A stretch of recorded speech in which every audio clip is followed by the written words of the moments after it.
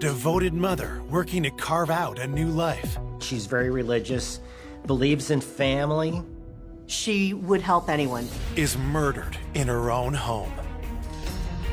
She had clearly been under attack when she reached for the phone. It was devastating. Detectives follow the evidence down a twisted path. Who was this person? He's giving envelopes of money to Monica. In her mind, they were going to be married until death do they part. After a number of suspects emerge, They jokingly referred to themselves as the Orange Shorts Society. He cried, but it was very fake. Monica told me if anything ever happens to me, that he was responsible. the killer is someone no one could have predicted. The whole thing was just surreal. And I'm like, oh my God, you almost got away with it.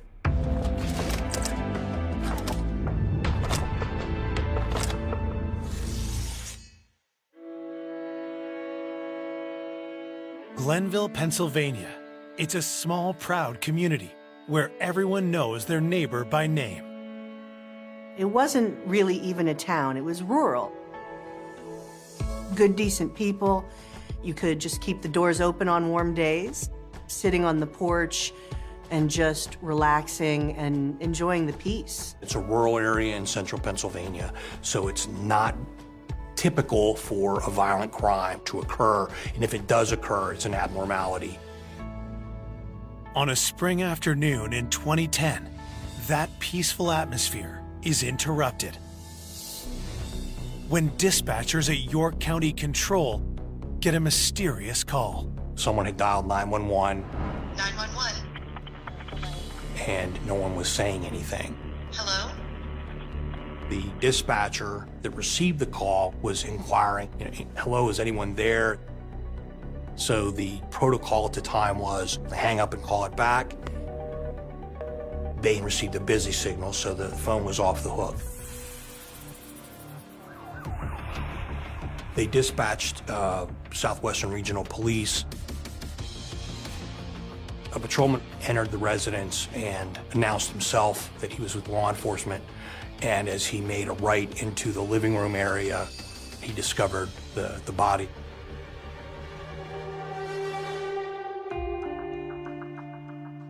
There was a lot of blood around her head, as well as on the floor. A forensics team arrives within minutes, with 2 homicide detectives following close behind. The victim was found lying in almost like a fetal position. They find the victim's driver's license, which identifies her as 55-year-old Monica Schmeier. Closer inspection of the body reveals she met a violent end. She had clearly been under attack when she reached for the phone to try to call for help. There was a telephone with the receiver off just above her body, lying there, and there was some blood on the 9 and the 1 of the telephone. Very close to Monica's body, detectives find an important piece of evidence. We located a small shell casing that was lying on the ground. We searched for a firearm or ammunition, a holster, anything that would lead us to believe that there would have been a gun in the house. There was none located. The forensics team pores over the crime scene, hoping to turn up something that can help them understand the crime. We did fingerprinting, we did photography, we searched around the house. There was nothing there to lead us to believe that it was a home invasion, and it was very mysterious to us as far as, what happened here. Another detail suggests Monica wasn't the victim of a robbery gone wrong. We did locate some cash in the home that were in white envelopes that were on the bookshelf. We found cash in bins that were packed up that you could visibly see as you walked around the house. The envelopes we found were very easy to see. Some of them would have maybe $100 in them. Some of them only had a few dollars. Each one of them had a designation on the envelope, like to the church or for a bill or something like that. Investigators begin collecting forensic evidence for further analysis. The evidence we collected in the home consisted of the money envelopes, the blood evidence, scrapings from the phone, from the floor, and fingerprints. A Rolodex was found. On the Rolodex, we found some close contact information. While forensics continue their work at the scene, detectives track down Monica's family to deliver the terrible news. Monica had 2 adult daughters, Veronica and Elsa, and they were not living at home at the time of her killing. Veronica was in Florida, and Elsa was out of the country. Both daughters are stunned by the murder and say that their mother was known for her charity, which had only increased since their parents' divorce. Monica Schmeier's daughters said that she would help anyone, extremely generous, volunteered her time in the community, was a devout Catholic, very involved in her church. Monica's brother, Eric, is no less shocked when police inform him of his sister's murder. It was April 1st, which is April Fool's Day. You know, I'm thinking is this a prank? You know, what, my sister's been killed? It was devastating. Monica was not only my sister, she was my next door neighbor. Detectives ask Eric to tell them more about his sister, in the hope that something from her past will point them toward her killer. We were raised in a Catholic family in northern New Jersey. We had a simple, frugal life, 5 siblings. I was the eldest and she was the 4th.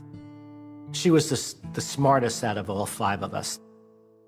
Monica was very studious and very determined.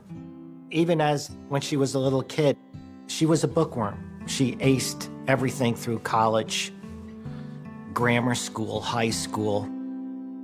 Monica studied like crazy and went to medical school. She was going to do her internship. She was starting it in New York City.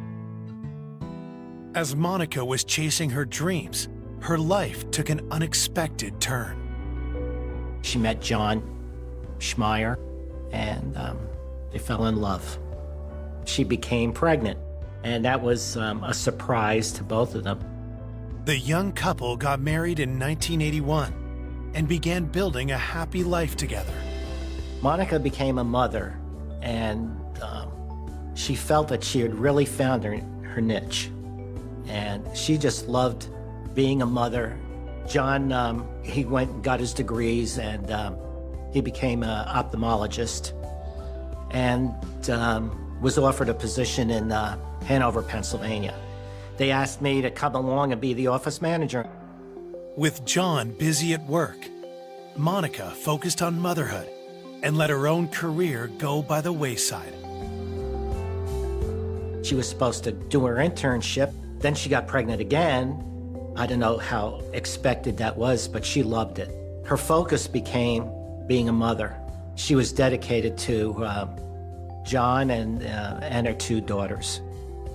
A nice wooden house with 60 acres. That's what she wanted more than anything. John gave that to her. Over the years, John's career thrived, but the couple's marriage began to suffer. In 2003, after 22 years of marriage, he asked Monica for a divorce.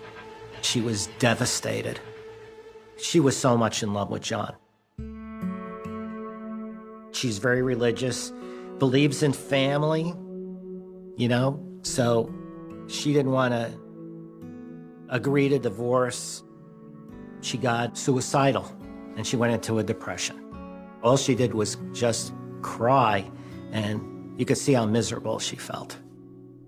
I was worried about Monica, but I felt if Monica needed any help, I was right down the street.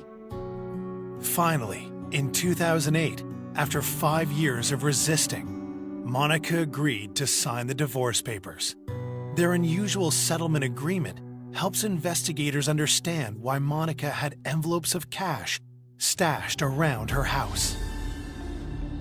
John was paying Monica $1,700 a month in alimony. He had also given her the family home and much of their savings because it was him who wanted that divorce, not her. There was alimony being paid, but he did so in cash, which was weird because Monica didn't have a bank account. Monica Schmeier did not like to use banks, didn't trust them, preferred to keep the cash in her home. But with Monica having no other source of income, John grew wary of the arrangement. John was pissed off that he had to pay her in cash. He was upset that he had to pay her bills for her. He paid for everything. Could John's resentment have grown so great he wanted Monica dead? When detectives ask Eric, his answer is shocking. Monica told me if anything ever happens to me, John is responsible because she was scared that John would do something to hurt her.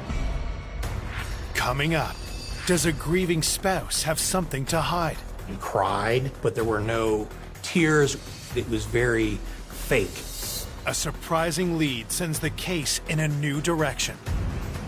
What struck me most is how utterly random it was.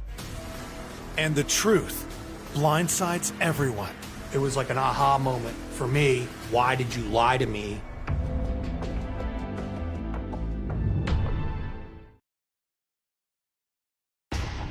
York County Police investigating the horrific murder of Monica Schmeier have reason to be suspicious of Monica's ex-husband, John. We had information from Eric, Monica's brother, that Monica had stated that if anything ever happened to her, that John would be responsible for that. Investigators quickly head over to John's house. When they tell him about Monica's murder, they're surprised by his behavior. John reacted in a way that was very awkward and very unusual, something that in my years I'd never seen. Oh my God, he put his hand across his chest. Maybe some of it was a little fake. Maybe the clutching of the heart was a little fake. He began to cry, would probably be a stretch. There were no tears. Myself, I do believe it was very fake. He covered his face, would look up and see if we were watching him.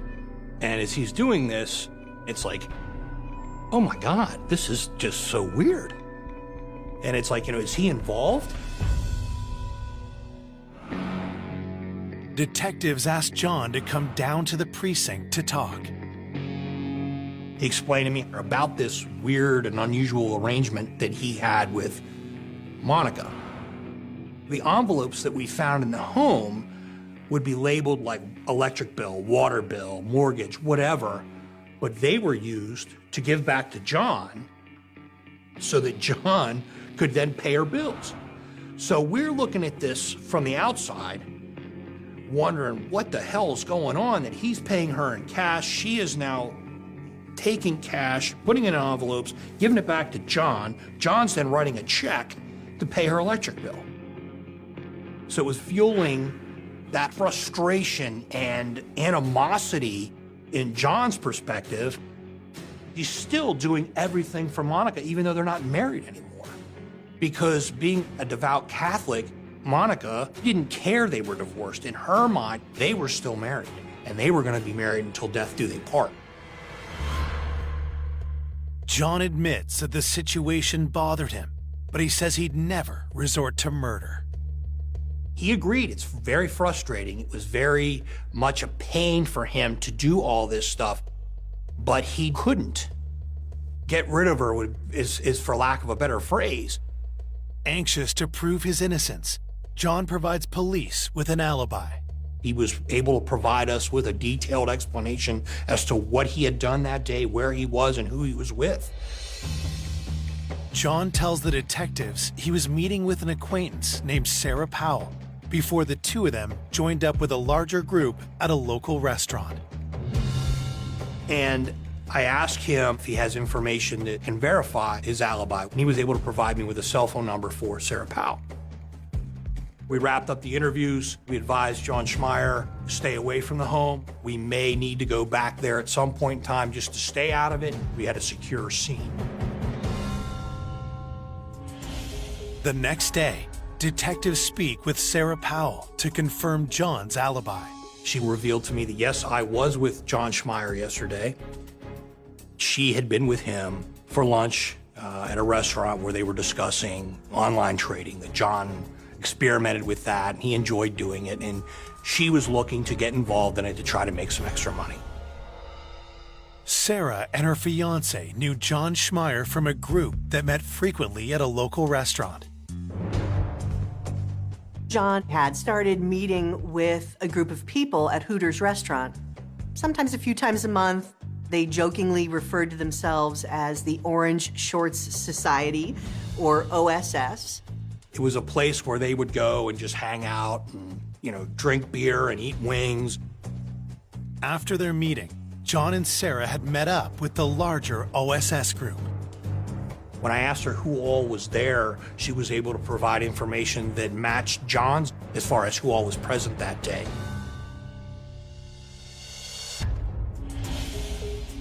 Investigators tracked down the rest of the OSS members at the meeting, and each one of them echoes John and Sarah's story. But they also share something else about John's relationship with Monica. At these OSS meetings, John would say that he was frustrated with her and he was trying to move on with his life, but yet Monica was always there in his business. Even though his alibi is confirmed, John appears to have a clear motive for murder, which makes him suspicious to police. So they ask him to take a lie detector test. John submitted to a polygraph examination. John's polygraph was inconclusive, which means that we were unable to determine whether he was being truthful or not. The test results have police mulling over a new theory. Well, if John has an alibi, well, then maybe there's something else going on here that we need to look into. Theoretically, what if he paid somebody to kill her? We started really looking at John as far as, a murder for hire, that theory. There was money involved, and certainly divorces can be acrimonious. He certainly was somebody they continued to look at.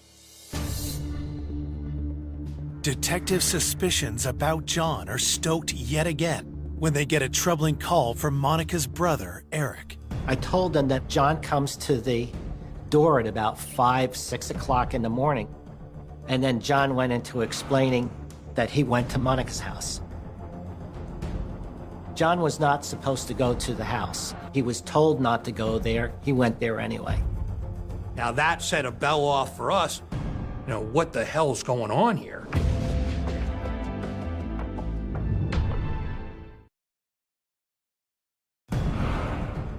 Detectives are eyeing John Schmeier in the murder case of his wife, Monica, after learning that he returned to the crime scene just hours after being questioned by police.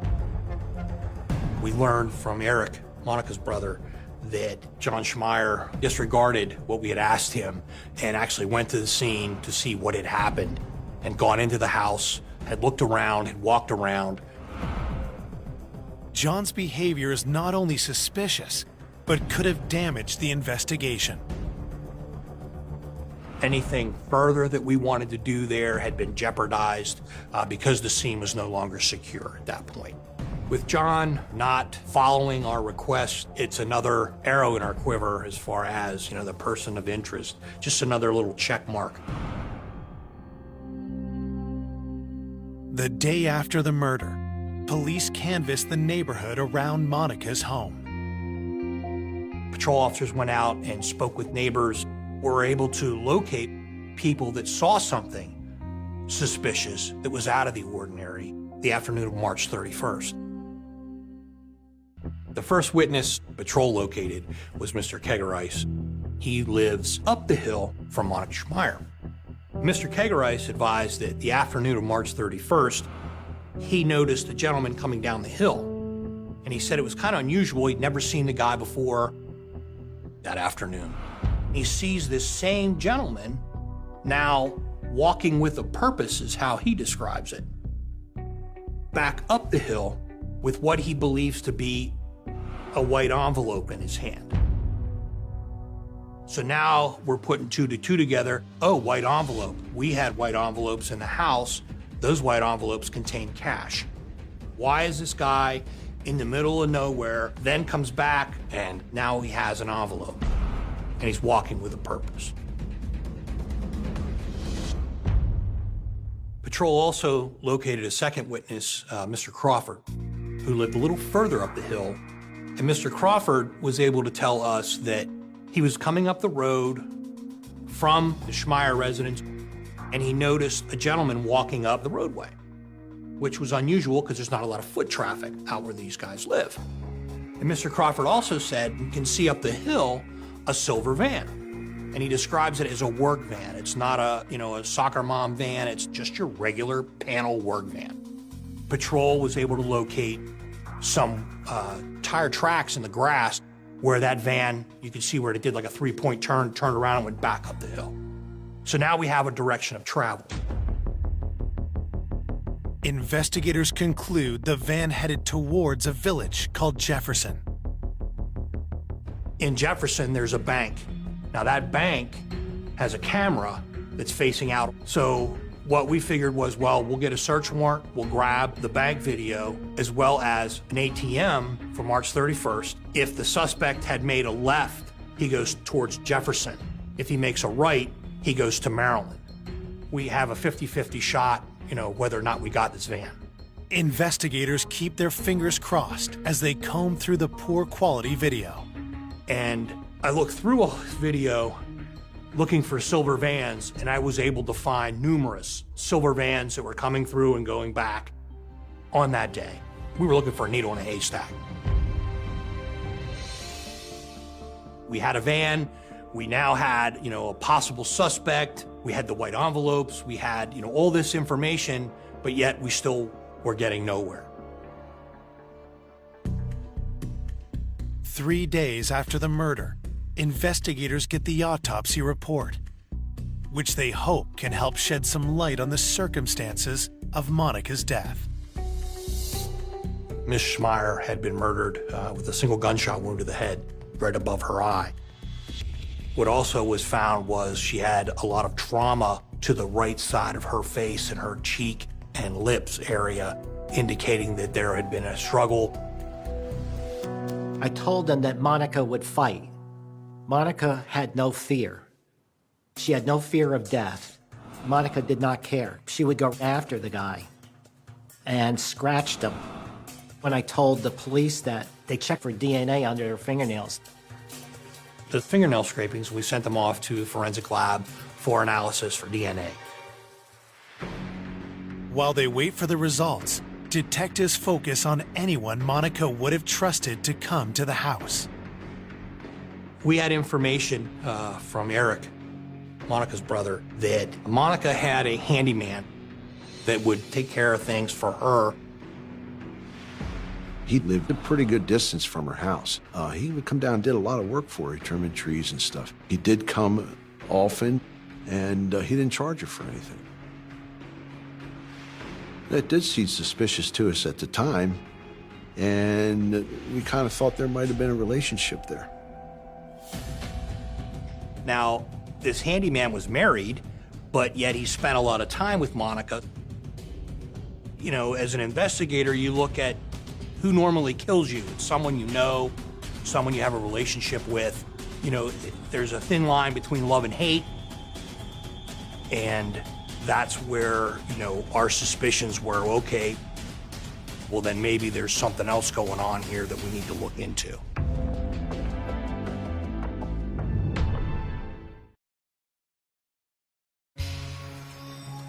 Detectives investigating the homicide of 55-year-old Monica Schmeier have learned that Monica may have had a relationship with a handyman who did work for her around the house. He would cut her grass, would do odd jobs around the house, take care of things for her. And she would often be seen like having lunch with him, or there was a relationship there. Now, we didn't know how strong that relationship or how intimate that relationship was.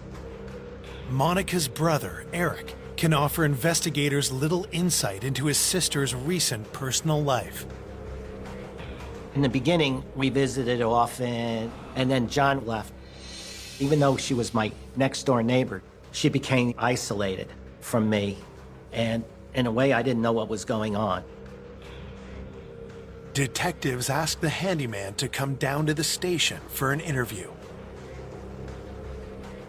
When we asked him where he was at the time of the murder, he told the investigator that he had been working at a residence within a gated community in Adams County, about 40 miles away. Unwilling to take him at his word, detectives check into his alibi.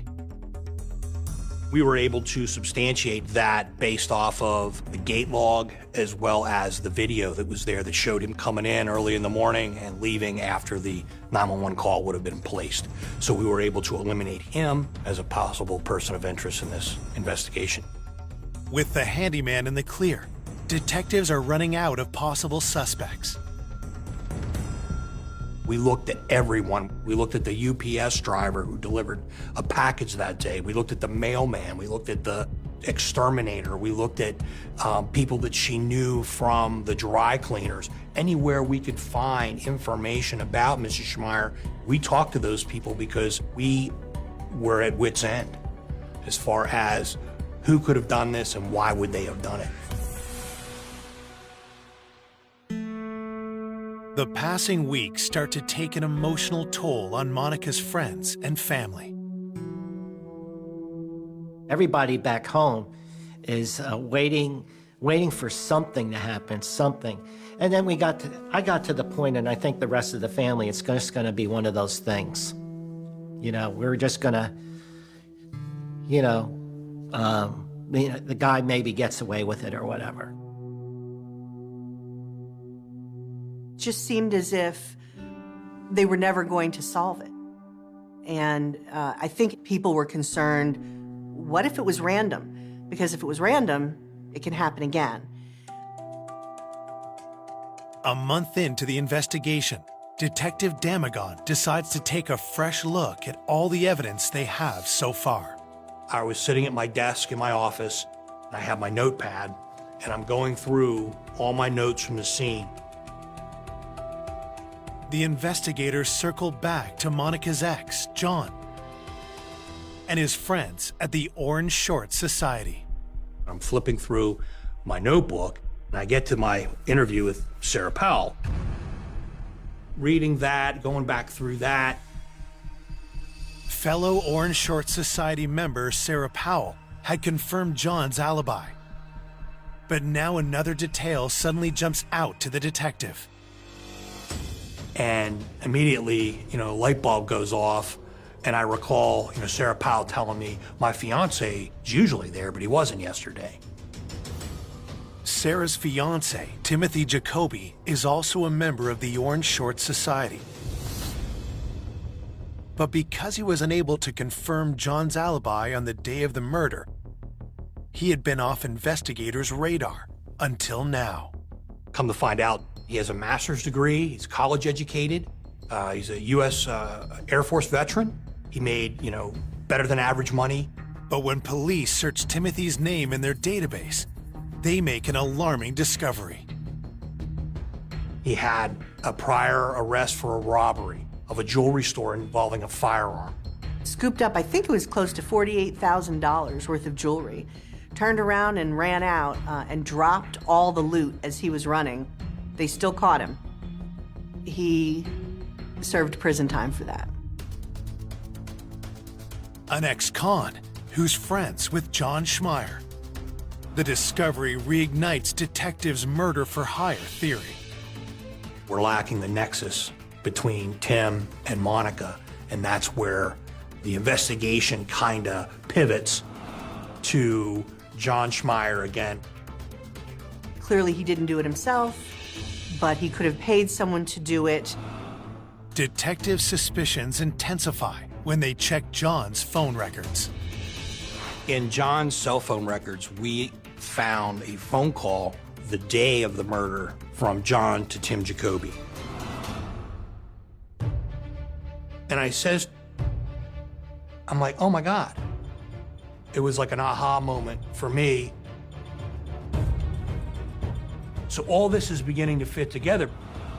We had information from Eric, Monica's brother, that Monica had stated at some point in time that if anything ever happens to me, John did.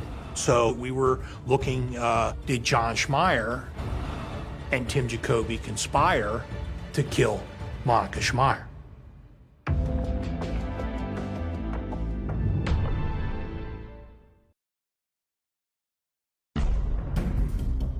When police discover that John Schmeier's friend, Timothy Jacoby, is a convicted felon, they wonder if Schmeier may have commissioned him to murder his wife, Monica.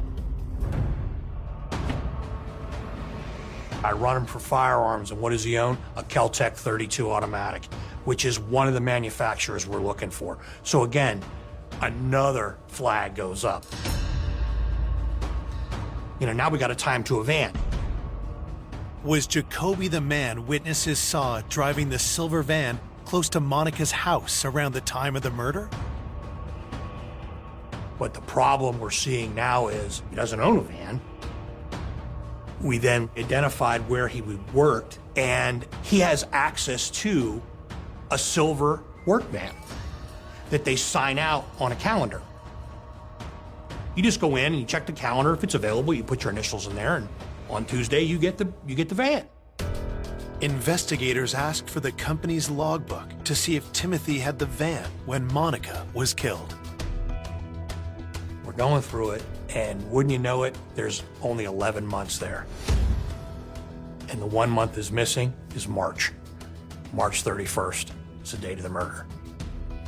Once we found that Tim Jacoby had access to a van, we checked that bank surveillance video, and we were able to locate a van that's the same make, model as the one that Tim Jacoby had access to, coming out a route that would lead someone towards Tim's home. The evidence piling up against Jacoby is compelling, but detectives will need something more concrete if they're to file charges. We make the decision, we're gonna hit Tim's house with a search warrant. Tim did not say one word. Not, why are you guys here? What's going on? Nothing. Silence, other than a smirk on his face. The search quickly uncovers damning evidence. We found a firearm that had been stolen in a burglary in Florida some years before. So Tim, being a felon, he was not to possess any kind of firearm, and he was currently on parole, so we charged him with possession of a firearm as well as receiving stolen property. His parole was violated, and he was put in jail. In addition to the stolen gun, investigators find a strange piece of evidence that leaves them scratching their heads. In a detached shed that was on the property, we found a small barrel about, I don't know, that long, maybe 2.5 inches long.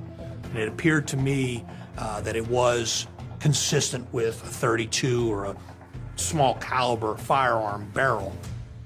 Could this barrel be part of the murder weapon? While it's sent to the lab for analysis, detectives have some questions for Jacoby. But Jacoby isn't interested in talking. Tim invoked his right to counsel, advised that he didn't have anything to say, and that he wanted his attorney present. While Jacoby stonewalls, detectives question his fiancée. When we interviewed Sarah, Sarah denied any involvement to the point where she was physically upset. I then further inquired with Sarah if she'd ever seen this small black firearm that would fit in like the palm of my hand, a 32 ACP firearm to match the shell casing we found at the scene. And she said yes, that she had been with Tim when he had shot it.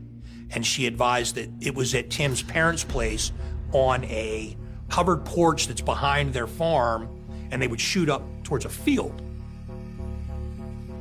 Police quickly file a search warrant and begin scouring Tim's parents' property, starting with the house. We found the box for a .32 ACP firearm,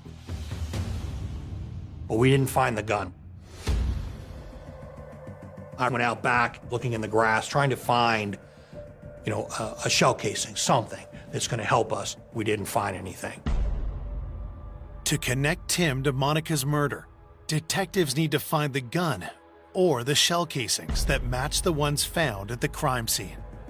At that point, I'm standing on the decking of this porch, and I look down. The boards are spaced in a way that they're, I don't know, maybe a ½ inch to 3/4 of an inch apart. Light bulb goes off. I look at these two guys and said, "Did anybody go underneath?" And they said, "I don't think so." And I'll never forget, I'm standing there. They weren't underneath the platform for, 30 seconds. And the one officer says, "Are you looking for a .32? And I said, "Man, don't screw with me like that." And he goes, "Here you go." And he holds one out from underneath the porch. He goes, "Oh, here's another one. Here's another one. Here's another one." The shell casings we found at the Jacoby farm were matched up with the shell casing from the murder scene. The gun that fired the shot that killed Monica Schmeier is the same gun that fired those rounds that we found at the farm. But before detectives could bring murder charges against him, one question was crucial to their case. Why would Tim Jacoby kill Monica Schmeier? Police determined that he had never met Monica, had nothing against Monica, and the only way he knew her was through her husband. To detectives, it was looking more and more like Tim didn't act alone. John's alibi was airtight in the sense that he could not have physically committed that crime. However, that didn't clear him with police, because certainly he could have hired Tim Jacoby. Anxious to get the truth once and for all, detectives confront the man they've suspected all along. I went down to Virginia, where Dr. Schmeier was now residing, because we were not 100% sure that John didn't have anything to do with the homicide.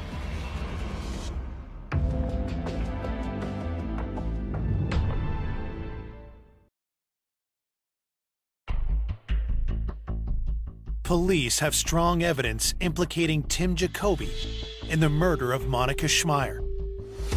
But they suspect that Monica's ex-husband, John, may have ordered the hit. We've identified Tim Jacoby as a suspect, but now we need a motive. Well, how does Tim Jacoby know Monica Schmeier? Because he doesn't know her, but he knows John. Did John Schmeier and Tim Jacoby conspire to kill Monica Schmeier? John and Tim would socialize together. According to John, that's where Tim learned about Monica and the envelopes of money. When we questioned him further, he said Tim knew that Monica would have cash at the house because that's what John told everyone. He knew that Monica lived by herself because that's what John told everyone. Tim Jacoby took that information and he devised in his mind the perfect crime.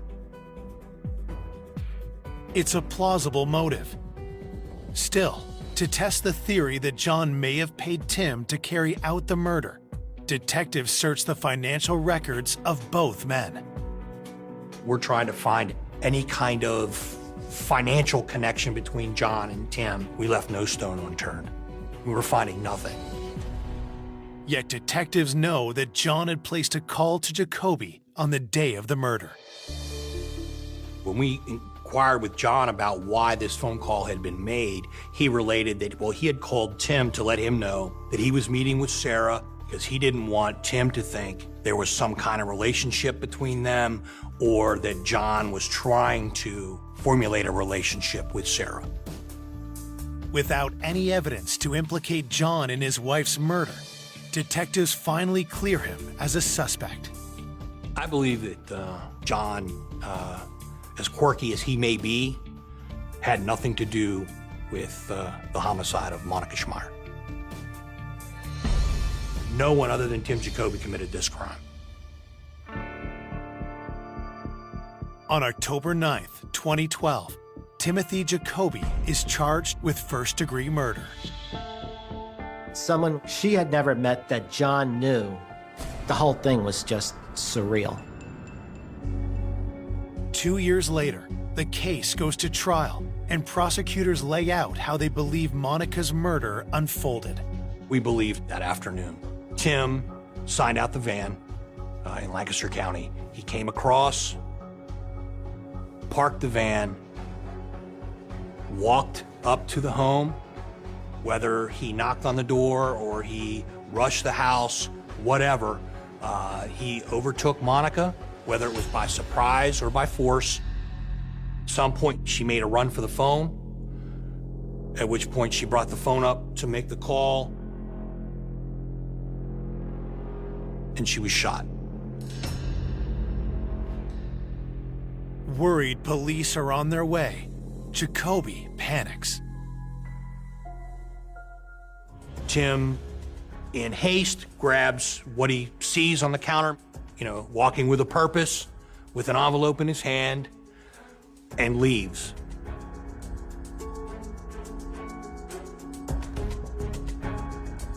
Jacoby tries to cover his tracks by tampering with the logbook and murder weapon.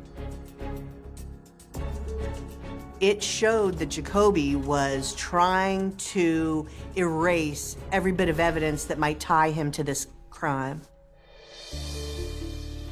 So far, the evidence is circumstantial. So prosecutors turn to the results of a specialist YSTR DNA test. A YSTR tests for specifically the male Y chromosome. They ran the YSTR test on the fingernail scrapings of Monica Schmeier, and they found a complete Y profile of the male Jacoby lineage. We eliminated his brothers and his father as having anything to do with it based off of alibis, other circumstantial evidence. On October 8th, 2014, the jury finds Jacoby guilty of first-degree murder, burglary, tampering with physical evidence, and robbery. Ultimately, Tim was sentenced to death. That's justice in my eyes. Maybe there was a sense of relief and closure with the family, but for me, that pales in the fact that my sister's dead. I want people to remember Monica as a dedicated Catholic, someone who was dedicated to her family. I don't know anybody that was more dedicated to her family and to God. She was unbelievable. For more information on an unexpected killer, go to oxygen.com.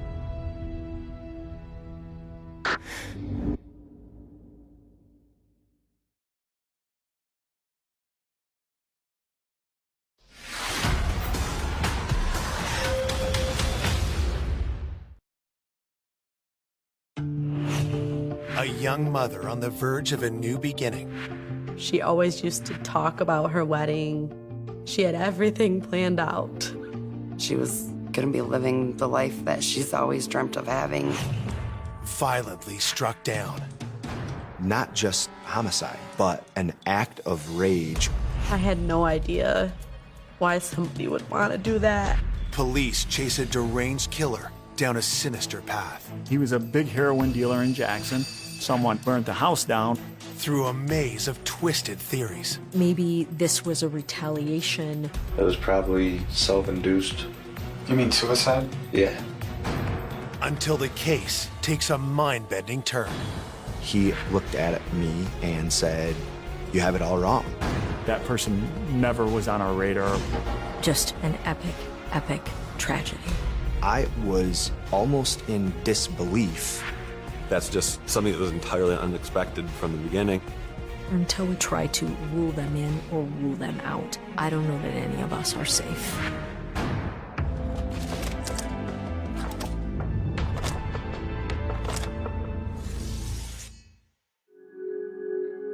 On Sunday, August 10th, 2014, in an upper-middle-class neighborhood in Jackson, Michigan, a quiet morning is broken by a desperate phone call.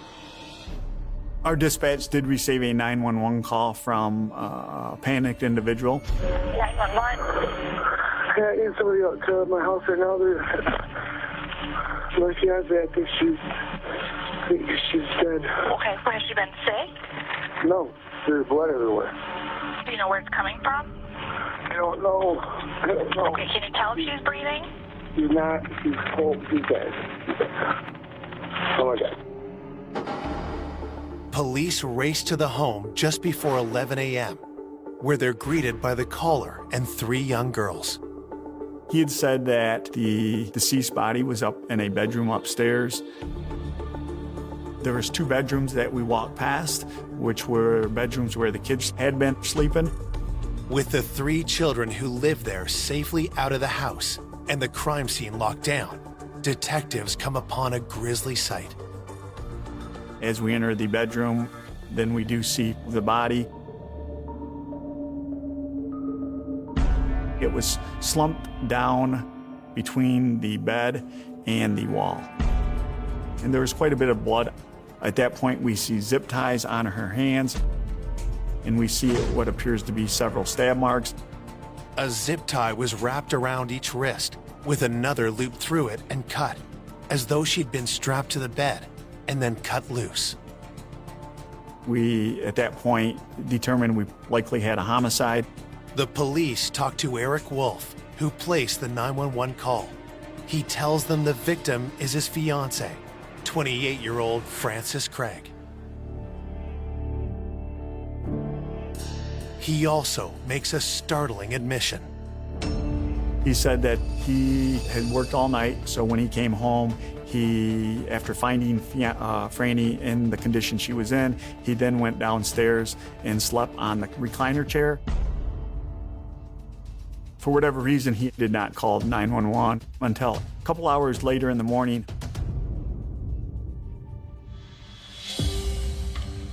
Francis's 2 daughters and Eric's little girl were all in the house at the time. While Eric slept, his 10-year-old child walked into a horrifying scene. Eric's daughter, Lexi, went into the bedroom and clearly could tell that something was amiss. She even touched her and could tell that she was not moving. I think she might even have described her as a little cold. Lexi went downstairs and woke up her father. And that's when he finally called 911. We all felt that a normal, average individual would, at the bare minimum, make sure their fiancé, the person they're about to get married to and spend the rest of their life with, is okay. Eric's decision to walk away from the murder scene is a red flag for investigators. And so is his casual demeanor. When Eric was interviewed by one of the other detectives at the scene initially, the detective said he didn't seem too concerned, didn't seem too upset about what had happened. Detectives plan to grill Eric about his suspicious behavior. But first, they need to finish processing the crime scene. There was approximately 90 stab wounds, and they were in a very aggressive manner. It was overkill. Not just committing a homicide, but an act of rage where it's over the top. The rule of thumb is on a situation where there's multiple, and I'm talking more than a dozen stab wounds, it's usually a crime of passion. So at that point, you typically look at somebody close to the victim. Investigators sift through the bloody mess for clues. There's no sign of a murder weapon, but plenty of signs of conflict. The crime lab, which is the CSI people, they responded to the scene. They were there for multiple hours collecting a ton of evidence. While the forensics team works the scene inside, shocked friends and family have gathered outside the house. I didn't believe her. I thought it was a lie. It's not real. It didn't happen. I had no idea why somebody would want to do that. Frances was just an amazing person all around. Frances and I worked together. We hung out outside of work together. We would hang out with our kids. Investigators learned that Frances had 2 daughters with an ex-boyfriend. The oldest is 5 years old, and the youngest is 3. Our boyfriends actually were friends, and he brought her to my house one day, and that was like the beginning of a beautiful friendship. It felt like we've known each other for years. She's a wonderful, amazing mom, the best mom that I know. She was the best person I've ever met and known in my life. She would do anything for anyone. Frances and the father of her children broke up, but she still dreamed of getting married. She always used to talk about her wedding and everything, and at this point, she didn't even have a boyfriend. She had everything planned out. Dreams became reality in 2012 when she started dating 29-year-old Eric Wolf. Eric was a divorced single father, 1 young child. He had primary custody over her. 2 years into the relationship, Eric and Frances moved in together. Despite working 2 jobs, Frances did all she could to make time for her children and Eric's daughter, too. She was constantly doing things with her girls when she wasn't working, even with her stepdaughter. She was amazing. Her days were long, but her life was full. Eric proposed, and the couple bought a house together. Frances was very, very excited about getting married. Like, every day she was tagging me on Facebook or, like, sending me pictures. You know, she thought she was gonna be living the life that she's always dreamt of having and having that fairy tale wedding. But when detectives pressed Franny's friends, they learned that Eric had a dark side. They told me that they weren't super fond of her fiance. Because my daughter spent a lot of time with Frances. She was like a second mother to my daughter. And my daughter did tell me several times of Eric being kind of like a drill sergeant. He seemed real cocky, just everything was about him and his daughter more so than Frances and her girls. I felt in my gut from the moment I found out that something happened to Frances, I felt like Eric had something to do with it. I didn't know what, I didn't know how, I didn't know why. I just felt like it was because of him that she's gone. Police are determined to get to the bottom of Eric's suspicious behavior. When we interviewed him, he stated when he saw her in the condition she was in, he did not call 911, and he didn't seem too upset about what had happened. At that point, he was somebody, definitely a person of interest in the homicide of Franny Craig. Coming up, Eric's story gets stranger by the minute. How do you know if this was, like self-inflicted accident? That's what we need to find out too. A tiny clue reveals a big surprise. There was DNA found on Franny's zip tie. And when police find the killer, it shocks everyone. I remember thinking to myself, I'm glad we're sitting down right now.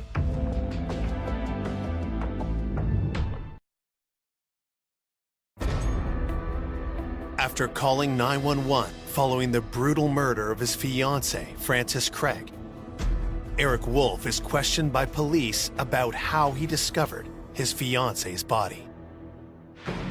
I came home this morning because I work 6 p.m. to 6 a.m. I went upstairs, I checked both the girls' room before going in our bedroom. Okay, so you came around at the foot of the bed and kind of looked to see where she was at. That's exactly what I did. Okay. Did you see anything on the mattress when you first came in? I saw, I guess I might have saw that streak, but it didn't jump out like blood or anything. Okay, so you saw something that just didn't jump out to you. Yeah, I thought this is bad. Eric did not seem to register surprise, anger, hurt, anything that I think we all normally would want to see from a loved one when somebody is killed. I thought maybe she had been drinking or something because she was in like almost like a funny position on the floor, which she doesn't drink hardly ever. I knew better than to wake her. I know from prior experience whenever I've woken her up, she's not a morning person and I get yelled at. As the interview creeped close to an hour, Eric suggests a much darker reason for ignoring his fiancée sprawled out on the bedroom floor. Up until just now, maybe since we've been here, I thought that if it wasn't an accident, then it was probably self-induced. You mean suicide? Yeah. He indicated that he thought maybe she had committed suicide and just did not want to deal with it at that point. We found that being very odd and a red flag. Typically on a suicide, you'll find one stab wound or one gunshot wound. You won't find multiple stab wounds. The prospect of Franny inflicting 90 stab wounds with her hands zip-tied sounds preposterous to the police. Even if it was physically possible, why wouldn't Eric have reacted with alarm?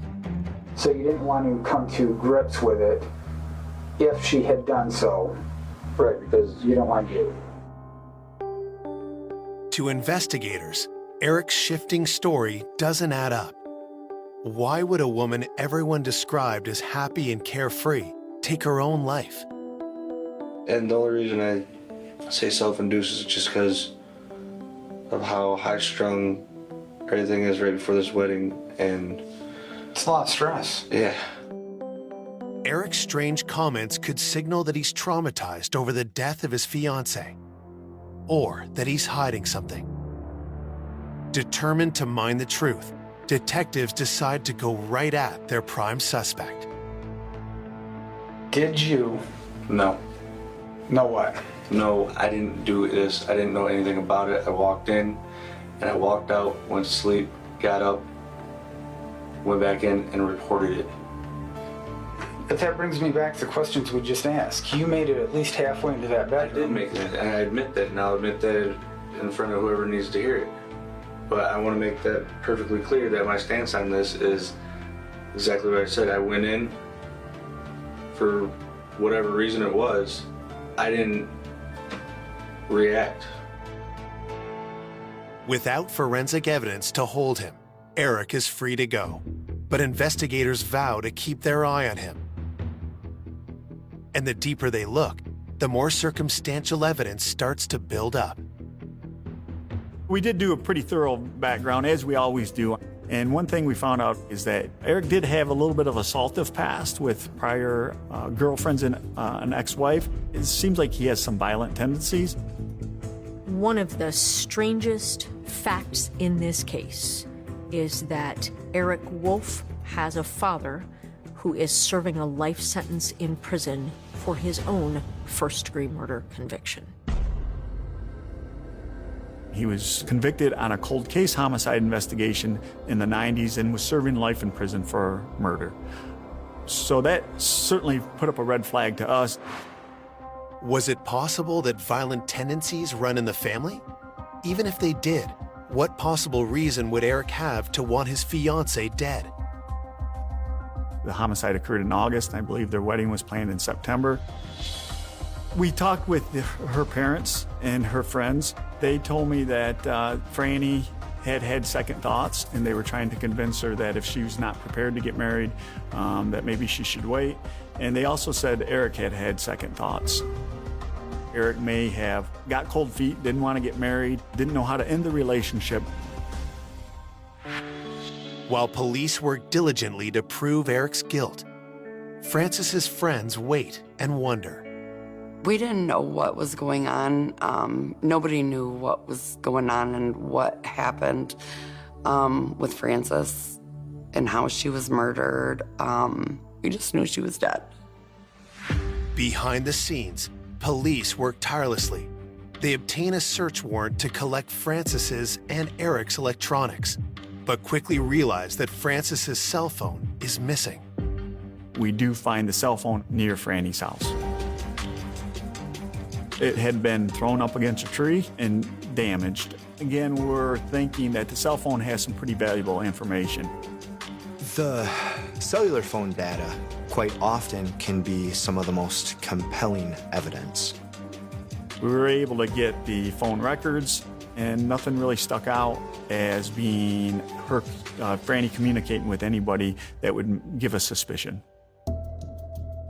With no unusual cell phone activity or signs of forced entry on the day of the murder, police stay focused on Eric. Eric Wolf at the time was at work, and investigators went and checked out, what they could to verify his alibi. Police checked the company's security cameras.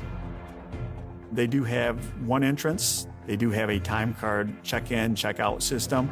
We were able to verify he was at work, or allegedly at work, when the incident occurred. The problem with the system is there's some other exits that they're not supposed to use, but some of them have cameras, but other ones do not. Was he able to leave his place of employment and get home to commit a murder and have all of that be undetected? Eric was the only person we could figure who would have any reason to want Franny dead.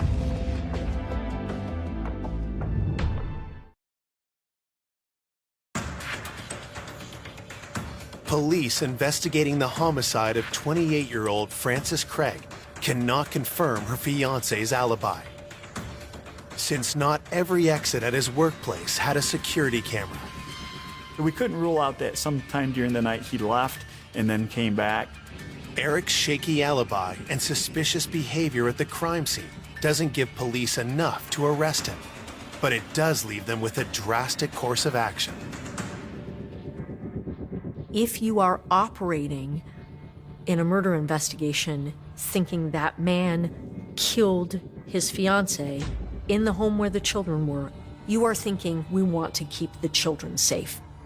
We kept Eric's daughter from him while we tried to figure out what happened to Franny. Both Eric's and Franny's daughters are removed from Eric's home and put in the custody of family members. With pressure mounting, detectives need to move fast to prove their theory, or find a more plausible one.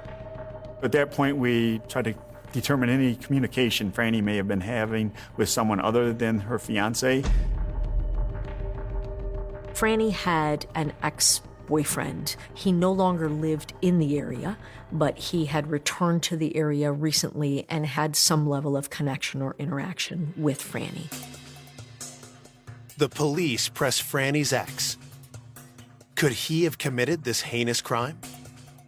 That young man was a nice young man, came from a very, very nice family.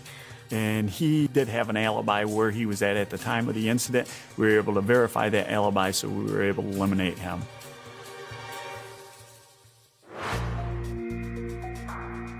If no one in Frances's immediate circle wished her harm, what about her coworkers?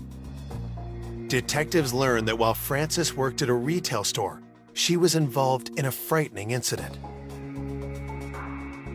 Where Franny was working, there was a couple shoplifters that had stolen some clothing. She confronted them. The confrontation turned to violence when the mother of the two young shoplifters jumped in, attacking Frances. The assault left Frances with a severe eye injury, as well as emotional scars. The incident at work left Frances really scared, nervous, cautious. The mother of the shoplifters was actually criminally charged for a crime for the assault, some type of unarmed robbery. She was convicted. So there was some concern that maybe this was a retaliation for that situation. We did surprise them with a visit. They did have alibis on where they would have been at that time that the incident occurred. Investigators are able to verify those alibis, eliminating the women as suspects. Frustrated detectives are still hoping that DNA from the crime scene will help them find the killer. But while they wait for results from the crime lab, the people of Jackson attend Franny's funeral, their emotions raw from the news of her violent death. Her mail carrier showed up to her funeral because she left such an impact on that person. That's how loved and how missed Frances Craig is. This was definitely a shock to the community because we don't have that many homicides. I was scared. I just didn't know what to expect. I was afraid to leave the house. I was afraid to do anything because we still had no answers as to what happened. The overwhelming feeling was the pressure we were under to get this right. Determined to find justice for Franny, investigators continue to drill down on Frances's fiancé. Hoping for an inside look at Eric Wolf, they bring in one of the couple's former roommates. Ryan Marshall was friends with Eric Wolf. So Eric and Franny welcomed Ryan into their home to stay with them. His house had caught on fire, and she was trying to help a friend out. He lived with them until April of 2014. The homicide happened August of 2014, so he had a pretty good knowledge of the two of them. He said everything was good, and he actually vouched for Eric, saying Eric was a really good guy and a friend for a long time, and doesn't feel that Eric would ever do anything to harm Franny. Speaking with Ryan doesn't give police new reasons to suspect Eric, but it doesn't clear him either. 3 months in, we've pretty much eliminated everybody of interest, anyone close to Franny other than Eric. But we don't have enough evidence to present to the prosecutor. But then, a new piece of information arrives that brings a new suspect into the spotlight. There was DNA found on Franny's zip tie.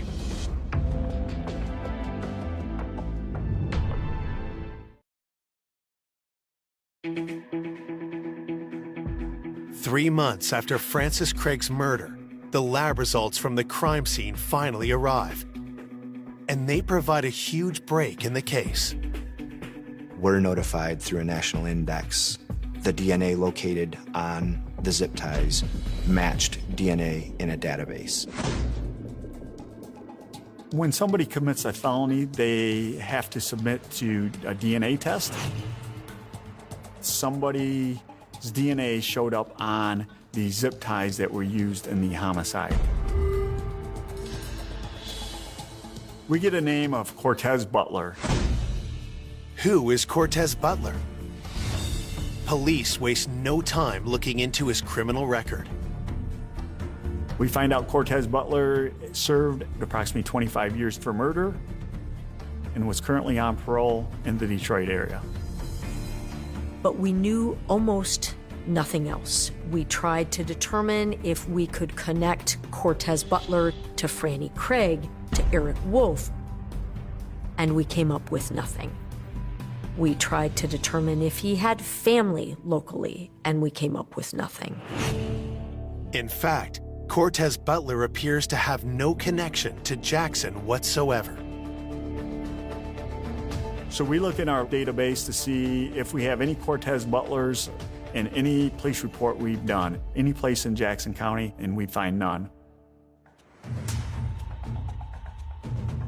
Then it was this mad scramble of, well, then how do we even tie Cortez Butler to this? For all we know, he may have worked at Home Depot, and his DNA may be on these zip ties for a completely innocent reason. The investigators connected with Cortez's parole officer. They got Cortez's phone number.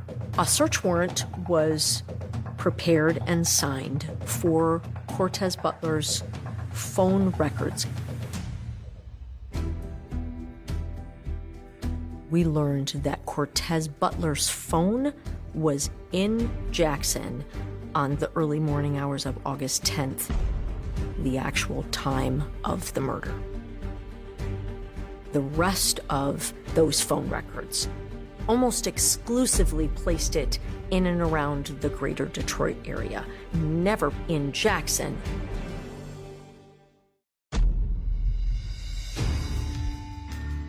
But what reason would Butler have to harm Franny? Eric remained the prime suspect. He was the only dude with a motive. Maybe Eric was not ready to get married and didn't know how to end a relationship. So then the thought process was, did Eric hire this person to kill Franny? The cell phone records also connect Butler to some other shady characters. We were able to identify a Clifford and Rodney McKee as being connected to Cortez Butler. Clifford McKee lived in the Detroit area. Clifford McKee was in prison for approximately 20 years for murder. We found out that Rodney McKee, he was a big heroin dealer in Jackson. We found out that he had committed an arson. The arson that Rodney McKee perpetrated was against Donna and Ryan Marshall. The police are stunned.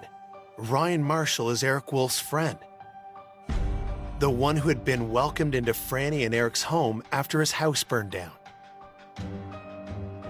But what kind of a connection could Ryan possibly have to a drug dealer like Rodney McKee? Ryan Marshall's mother had been a heroin dealer for Rodney McKee. But after months of dealing for Rodney, Ryan's mother decided she wanted out. Donna Marshall refused to sell heroin for Rodney McKee. Rodney didn't like to be told no. Ryan's mother, Donna, held her ground, but Rodney retaliated. Rodney McKee attempted to burn down a house with Ryan Marshall and his mother in it. Ryan witnessed it all. He then contacted the police. What was the connection between Eric Wolf, Cortez Butler, the Marshalls, and a drug dealer from Detroit? Detectives knew there was only one person who could answer the question, and soon they'd have a chance to ask him face to face. Cortez Butler was arrested for yet another murder. Not Franny's murder, but another murder in the greater Detroit area. We went down there in Detroit with one sole purpose: to gather information from Cortez Butler on what happened to Franny and hopefully be able to explain to us what Eric's role in this whole thing was. But Cortez said he wasn't going to talk without any kind of a deal. It was clear that whatever Cortez was going to say, it was not going to be, quote unquote, on the record.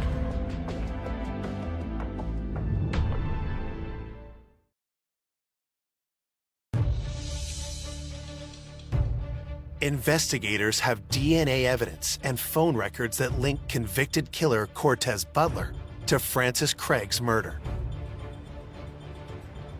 They arrange to talk to him while he's detained for an unrelated homicide. But he immediately tries to shut them down. Cortez said he wasn't going to talk without any kind of a deal. I said, no one is giving you any kind of a deal without anyone knowing what you have to say. Detectives press Butler hard until he finally agrees to talk. But only on one condition. Cortez very pointedly and specifically asked repeatedly to not have the interview recorded. If detectives agree not to record the interview, there's a chance Butler's testimony won't stand up in court. Still, with no other leads in the case, they decide to roll the dice.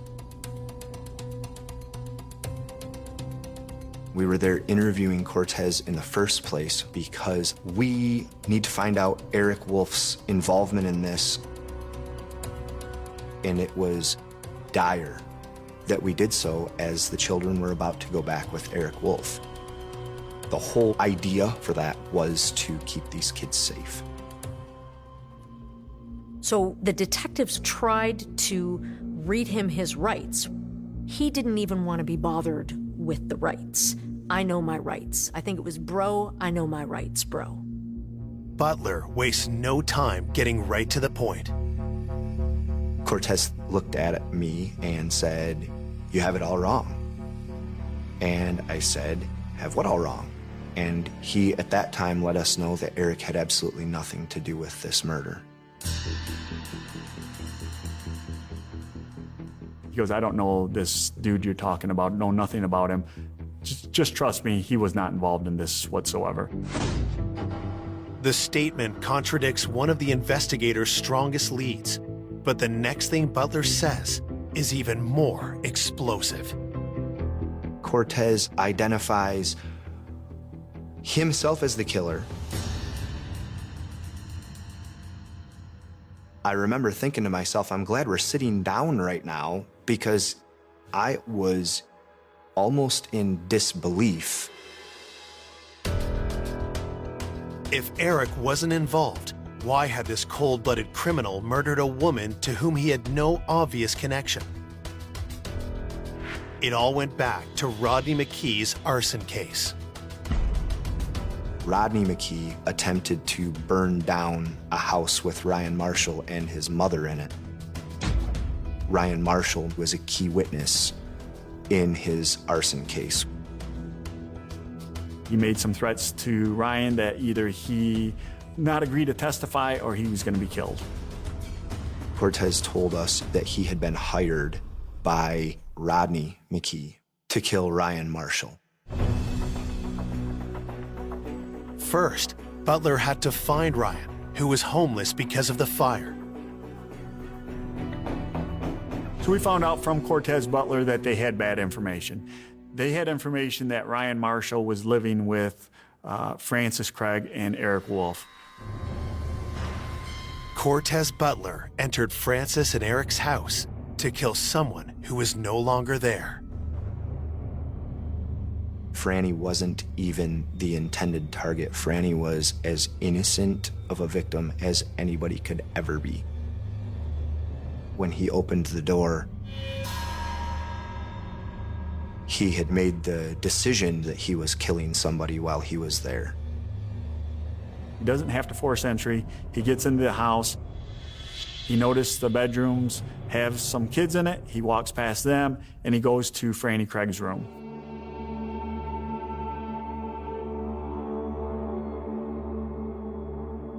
When he gets to Franny Craig's room, he asks her where Ryan is. She said he's not there.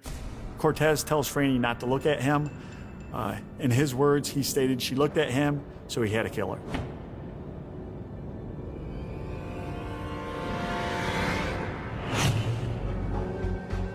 The horrific details that Cortez reveals next leave detectives with no doubt about the guilt of the man sitting across from them.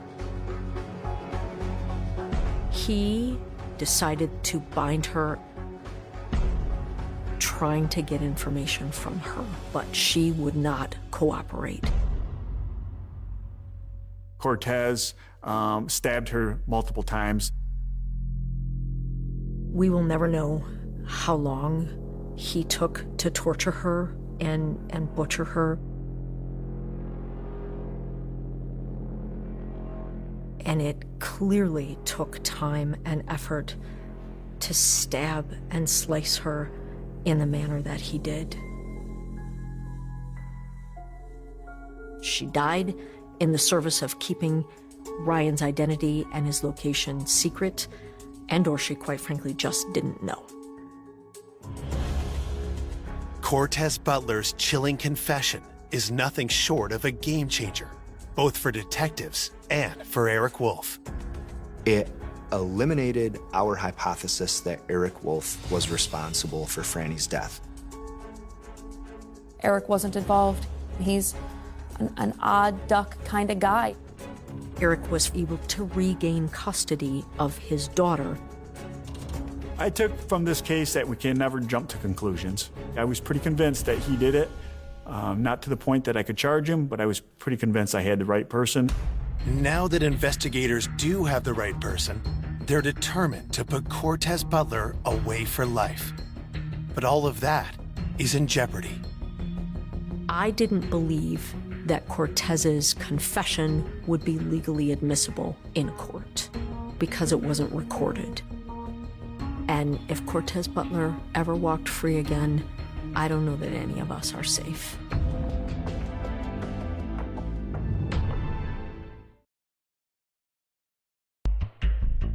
After months of dead ends, investigators finally have a confession from Francis Craig's killer. But prosecutors are concerned that his testimony may not hold up in court. I was concerned that it would be legally inadmissible because it wasn't recorded. He was basically told, we're not planning to use this in court against you. I was concerned that he had not been properly advised of his Miranda rights. But we still had his DNA on the zip ties and the cell phone records. So I kept thinking, and I finally got myself legally to a point where I was convinced that we need to give this a shot. In October of 2015, Cortez Butler is charged with Francis's murder. When the trial begins 6 months later, Butler appears relaxed, almost giddy.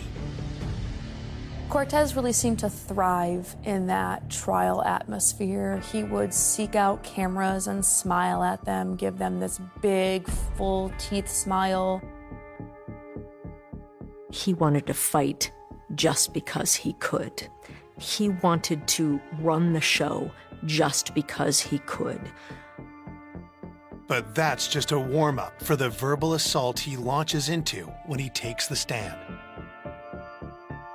Cortez Butler was a monster at that trial.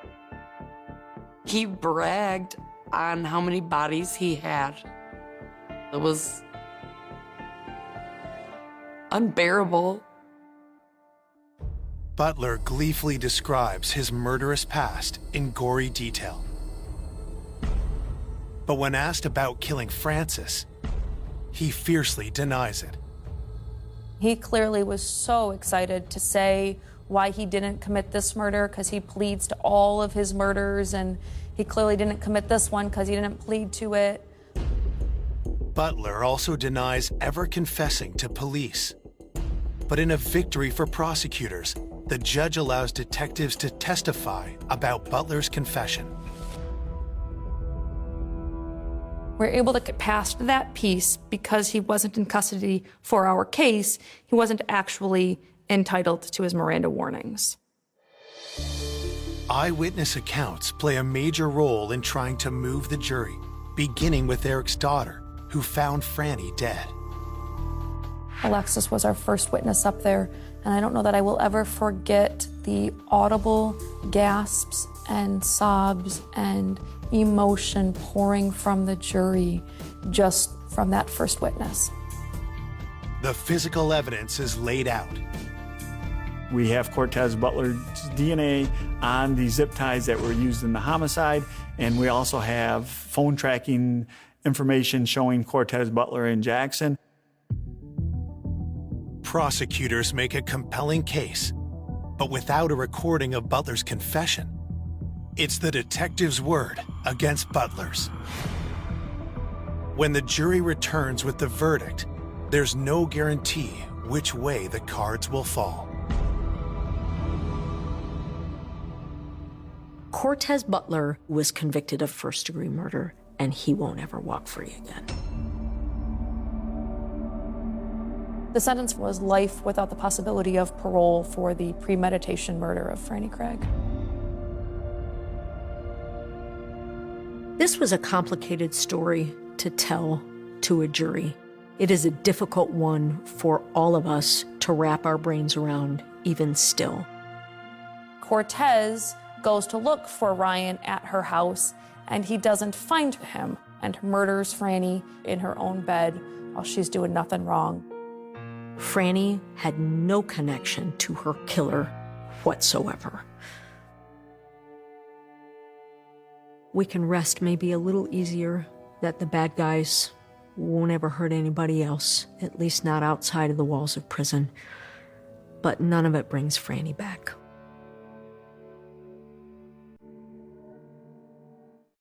Today, Frances's two daughters live with their father.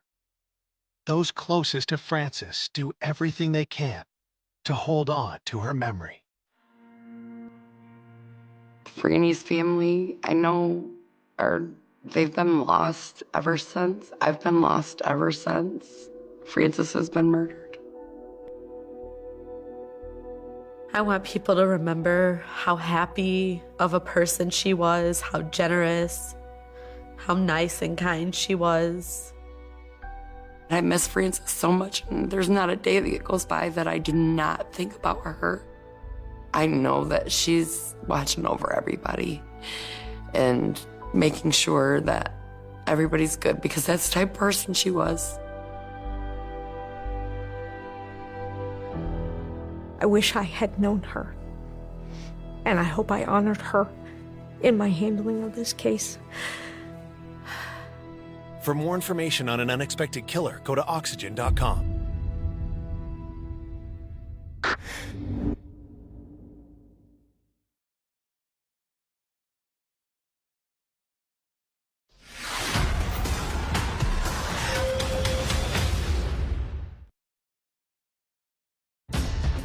A generous soul. She was a very giving person and a very sharing person. Who helped neighbors in need. When they needed extra money for baby food or diapers, Janora was always there. Is found brutally murdered. This homicide was one of the most violent homicides that I've worked. There was blood from basically the floor to the ceiling. It was something that shocked the community. Police uncover a sinister trail of deception and hate. He had some strange tendencies. He seemed to be stalking her. The polygraph came back with some clear signs that he was being deceptive. To unveil a killer no one expected. He made her believe that he was her knight in shining armor, so she never saw it coming. He had two completely different faces on him. He was just the devil incarnate.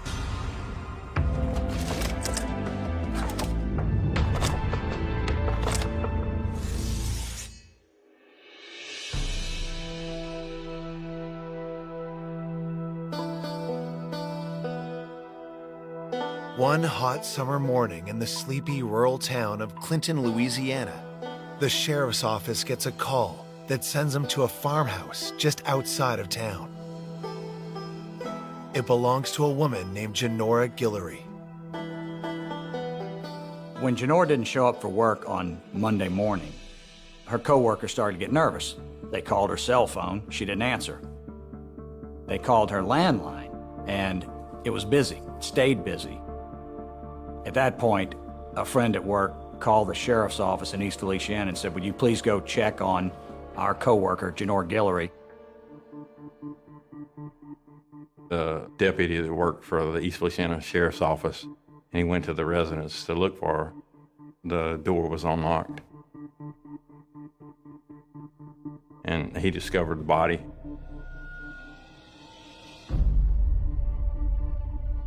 He backed out of the house, and he said he threw up outside. He could barely even speak to the dispatcher. He was so upset by what he found. Detectives are called to the scene. You could tell something had happened at the very entrance of the door. There was blood right there on the door handle. The blood on the floor leads detectives inside the house. There, you could follow the blood trail, and it went into the kitchen. There were several knives that had blood on them inside of the drawer. There was also evidence like someone tried to use the phone, and there was blood on the side of the phone. The blood leads to the bedroom, where detectives are met with a gruesome sight. In the middle of the floor lies the lifeless body of 42-year-old Janora Guillory. You could see evident tears in her skin, which, I mean, we knew at the time were deep stab wounds. She was beaten severely. There was blood from basically the floor to the ceiling. The lamp was broken and stuff knocked over in the bedroom. I've seen other homicides that I've worked that this one was more brutal. The body was also half closed, legs opened, and she was pinned against the wall. There was a possibility that she had been raped. Detectives in this small parish don't investigate many homicides, let alone one this brutal. They call in the Louisiana State Police to help process the scene. They took some DNA samples of the material that was found under her fingernails. The samples are sent to the lab to see if there are any traces of the killer's DNA. We didn't find any type of murder weapons. We found that it was actually no forced entry.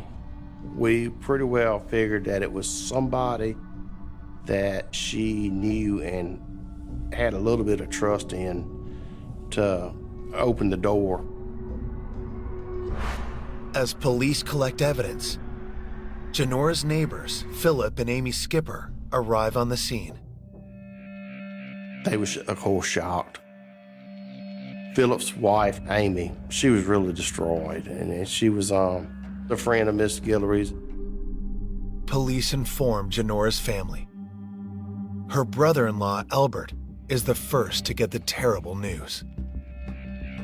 I received a call from the sheriff's office indicating that Janora was dead, had been murdered, and obviously it was just an unbelievably bad moment. To Janora's sister, my spouse at that time, Yvonne, that was probably the single most devastating moment in her life. The family rushes to the scene. When they arrive, detectives ask them for any details they can provide about Janora. Janora grew up in Eunice, Louisiana, a small town in St. Landry Parish. From the time that Janora was a young girl in school, she was a very giving person. She was a very intelligent woman, filled with love for life, filled with love for animals. Janora worked at an insurance company in Baton Rouge, but chose to live in rural Clinton, where she could indulge in her passion for animals. She had 30 dogs, she had 3 or 4 horses, she had rescue animals, she took care of friends' animals if they couldn't. Animals were a big part of her life. Friends were a big part of Janora's life too. She was thrilled when a sweet couple moved in across the street, and they immediately hit it off. Philip and Amy Skipper moved into her neighborhood, and I felt very comfortable that she had developed this warm relationship with the Skippers. Over the years, Janora and her neighbors became close friends. Janora told me how reliable they were and how hardworking they were. Janora really liked her neighbors, and she thought of the Skippers almost like family. Now her friends are heartbroken over Janora's violent death, and police are faced with the puzzle of finding her killer. It made no sense. Janora had no enemies, and she wasn't involved in anything shady or suspicious. When the autopsy report comes back the next day, it concludes that the murder took place between 11 p.m. and 2 a.m. It also reveals just how brutal Janora's final moments were. She was shot 5 times with a .22 caliber gun and stabbed 5 times. But neither of these attacks caused her death. A severe blow to the back of the head severed her brainstem from her body. She was actually alive, and she was fighting back and was stabbed and shot. This was one of the most violent homicides that I've worked. It was a very much overkill, which usually means it is a crime of passion. This was a particularly brutal, dastardly deed. We all stood outside Janora's house that morning and talked about who could possibly have done this. Despite the concern of Janora's family and friends, detectives can't rule out anyone as a suspect. We began talking to the neighbors and co-workers, the ones that showed up, and just started trying to get information. One person in particular draws investigators' attention, Janora's neighbor, Philip Skipper. Philip was real calm. What really got me was his over wanting to help too much, you know. We just had a feeling Philip knew something. Coming up, investigators uncover a dark obsession. He was infatuated with her and couldn't take no for an answer. And menacing secrets. They called her names behind her back all the time, but never to her face. There was an incentive for them to actually murder her. That leads them to a suspect they never expected. They went on a tour of the murder scene, and he described the whole thing. He just blurted out, "You have a woman named Mrs. G that was murdered over there?"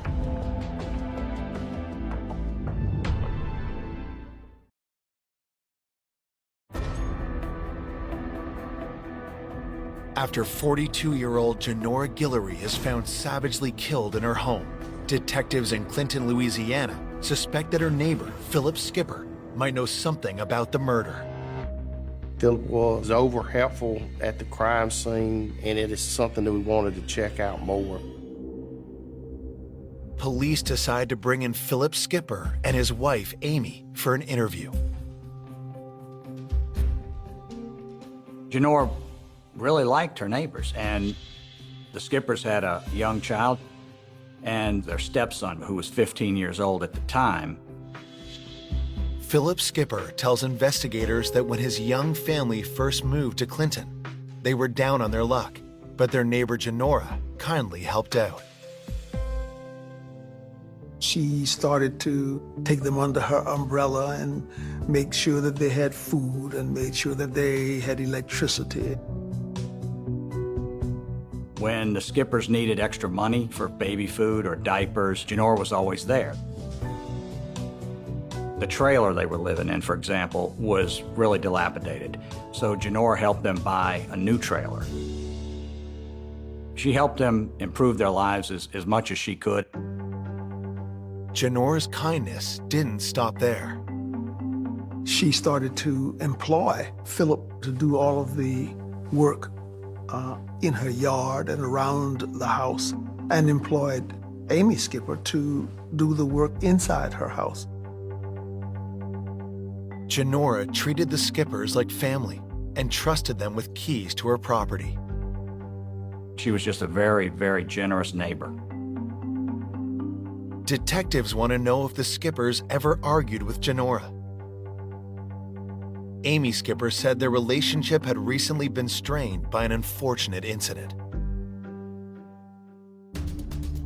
Philip Skipper was raising pit bulls, and there was one dog that was not a pit that didn't get along with his other pit bulls, and Janora agreed to keep that in her kennel with her dogs. Well, that dog somehow got loose during the day while Janora was at work.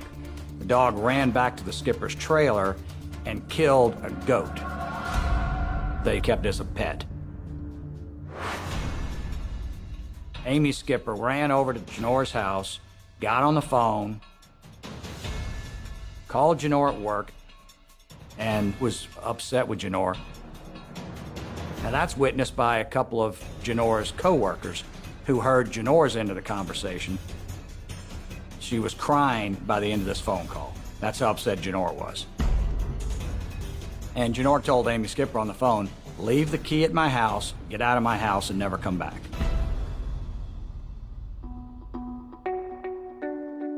When police question Philip about the conflict, he tells them that he and Amy had since patched things up with Janora, and they were back on friendly terms. Philip Skipper was dismissive about the falling out. He said it was just a dispute among neighbors, and they worked it out, and there was no lingering after effects.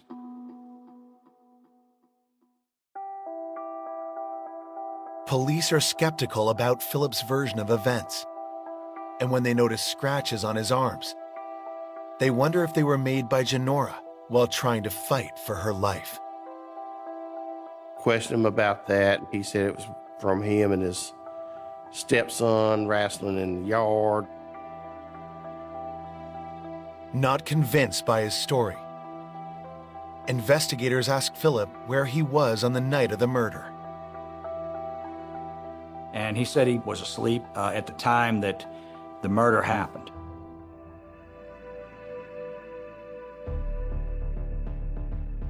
To confirm Philip's story, police asked to interview his 15-year-old stepson, John Ballio.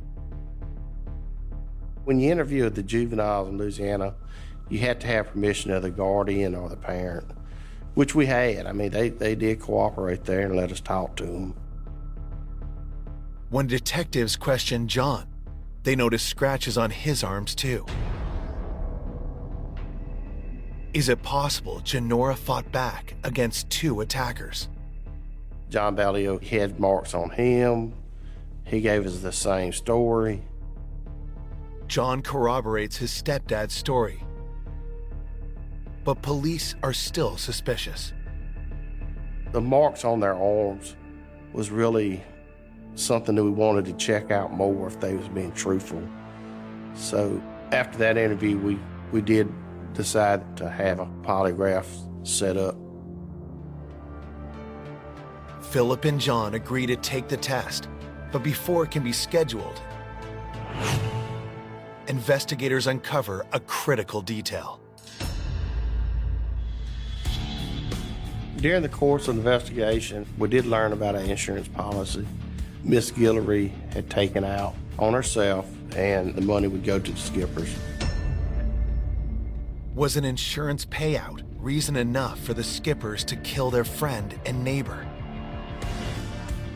With a lack of motive, it's really hard to find the killer. The insurance policy was an incentive for them to actually murder her.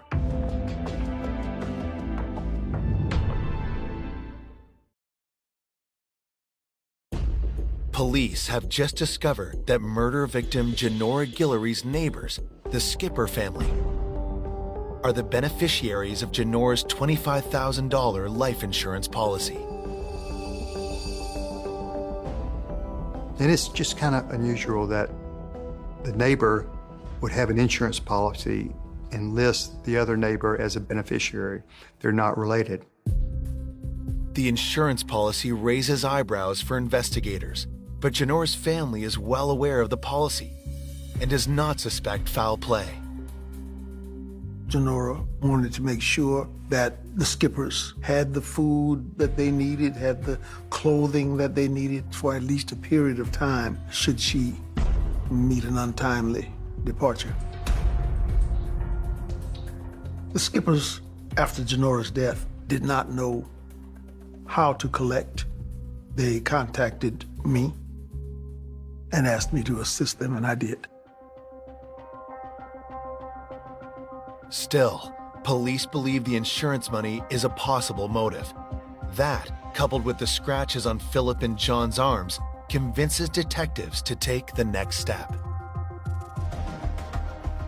Philip Skipper and John Ballio showed up at the Baton Rouge Police Department, which has a polygraphy unit, and they both took separate polygraph tests.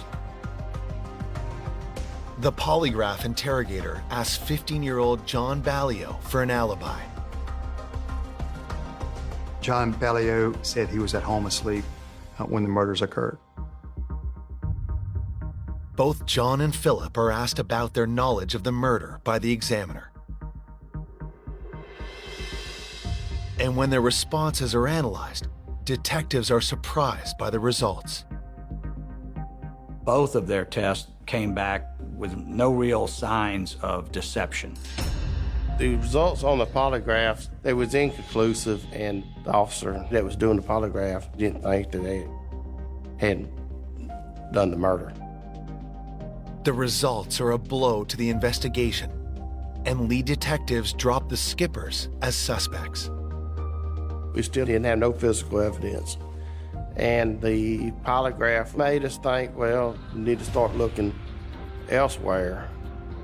Detectives interview Janora's friends and coworkers about anyone she may have dated recently. A friend of Miss Guillory's did give us the name of Tommy Alexandra. Police track down Tommy at his home in a nearby town. He agrees to talk to police. Tommy tells investigators that he met Janora months prior at a feed store where she was stocking up on food for her animals. Janora agreed to meet Tommy for a drink, their first of several dates. Tommy and Janora had dated on and off for some time. But it soon became apparent to Janora that Tommy had other love interests. It turned out Tommy Alexander was not just dating Janora at the time. He was dating a couple of different women. Janora really liked him, but Tommy didn't want to settle down. He wasn't going to commit to one woman. Is it possible that an argument between Janora and Tommy could have turned deadly? We interviewed Tommy about the homicide. On the night Janora was murdered, Tommy says that he was at home. Police talk to his girlfriend, who confirms his alibi. They were able to eventually eliminate him as a suspect. As far as physical evidence to tie a specific suspect to the scene, there really wasn't anything. They kept trying to dig for facts, but they were hampered by the fact that, once again, they couldn't figure out why anyone wanted to kill her. Determined to get justice for Janora, investigators interview her coworkers and discover that she had an ongoing conflict with a man in her life. We learned about another friend, Steve Williams, from co-workers, and basically what we learned is that he wanted to date Miss Guillory. But the feeling is not mutual. Steve Williams managed to persuade Janora to go out one time, and that was enough for her. She didn't want to go out with him again, and she let him know. But he didn't take that no very well. Miss Guillory had really got concerned about him, according to her friends. He would sit out in the parking lot and wait for her to get off from work, would show up unannounced. Steve Williams showed up out of the blue while she was working her horses. He pursued her a little more aggressively than was comfortable for the family. From co-workers' explanations over there, he seemed to be stalking Janora. Janora said, "He's bothering me and he needs to stop." When detectives look into Steve Williams, they're shocked to learn that their potential suspect is one of their own. Steve Williams was a Baton Rouge police officer.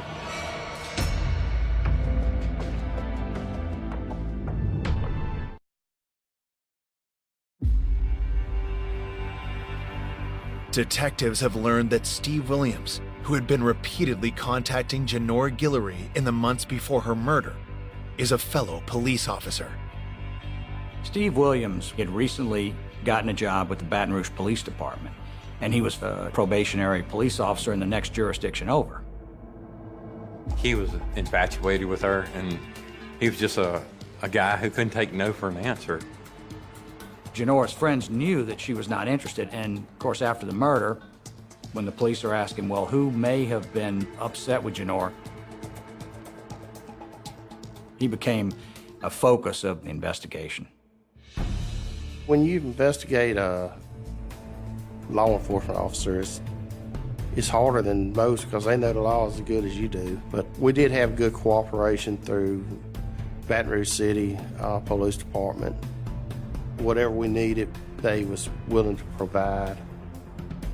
As investigators gather more information about Steve, they uncover an intriguing tip from one of his colleagues, 29-year-old officer Tabitha McCants. Tabitha came forward during the investigation, and she had worked with Steve Williams at Baton Rouge Police Office. It turns out she got kind of a bad vibe from him. Tabitha tells investigators that she overheard Steve having heated phone conversations with a woman on several occasions while at the police shooting range. She said he'd make multiple phone calls. Police need to check Janora's phone records to find out if Janora was the person Steve had been calling. Tabitha also tells investigators that Steve mentioned shooting targets at his mother's home. And when they ask Tabitha if Steve mentioned the type of gun he used, her answer sets off alarm bells. She says he used a .22, which by this time we found out that a .22 was used in the shooting of Miss Guillory. As a police officer, of course, Steve Williams had firearms. The .22 caliber pistol, which is certainly not a police gun, but he did have a .22, and he shot it at his mother's house. Based on the history of him stalking Miss Guillory and the access to a .22, that's when we decided that we would check Steve Williams out a little bit more. When detectives check Janora's phone records, they quickly discover an alarming pattern. Looking at the phone records, Steve Williams, in my opinion, was stalking Miss Guillory. The phone records showed 35 calls to Janora's home from the shooting range in 4 months, and an escalating pattern of calls and messages. Steve Williams had left several messages for Janora the weekend that she was killed. In fact, he told her in a message that he was stopped by her house on the day she was killed. Investigators don't waste a second bringing Steve in for questioning, and when they do, his demeanor has them instantly suspicious. Steve was real nervous. It was just something about him, like he was hiding something from us. Steve insists he had nothing to do with Janora's murder and claims he stayed at his mother's house the night Janora was killed. Steve's mama's residence about 40 minutes away from where the homicide was. Police believe Janora was murdered between 11 p.m. and 2 a.m. Could Steve have slipped out undetected while his mother was sleeping? Janora was shot with a .22 caliber pistol, and the fact that he had a .22, was nearby on the day she was killed, it really put him very high up on the suspect list. That's when we had him take a polygraph. Steve's answers are analyzed and the results sent to detectives. Steve Williams' polygraph examination came back with some clear signs that he was possibly being deceptive. His polygraph basically told us that he may have known something about the murder. Made me really think that he had something to do with this. That's when Steve advised he wasn't going to talk to us no more. He wanted a lawyer. Despite Steve's refusal to cooperate, detectives continued to investigate him. He looked like a good suspect. Now the question would be, can they find the evidence to prove it? They got a warrant for his house, they got warrants for his personal cars, and they got a warrant for his police car. Now, to do that, they had to work with the Baton Rouge Police Department. And the detectives were hoping to recover a .22, knife, anything with blood stains, anything to link him to the crime scene. They didn't find anything. It's a major setback. But detectives still have one last piece of forensic evidence that they believe could connect Steve Williams to the murder. They get a search warrant for a DNA sample from Steve to see if it's a match for genetic material found on Janora's body. We had those fingernail scrapings that were taken off her from the State Police Crime Lab. It was determined, yes, there was some male DNA under her fingernails. Coming up, investigators zero in on a vicious killer. I picked out the worst photo that I could find of the crime scene, and I threw it in front of his face and made him look at it and said, did she deserve it?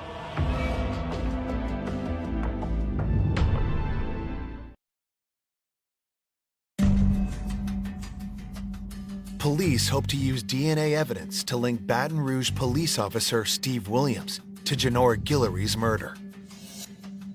Steve's DNA is compared to material found under Janora's fingernails.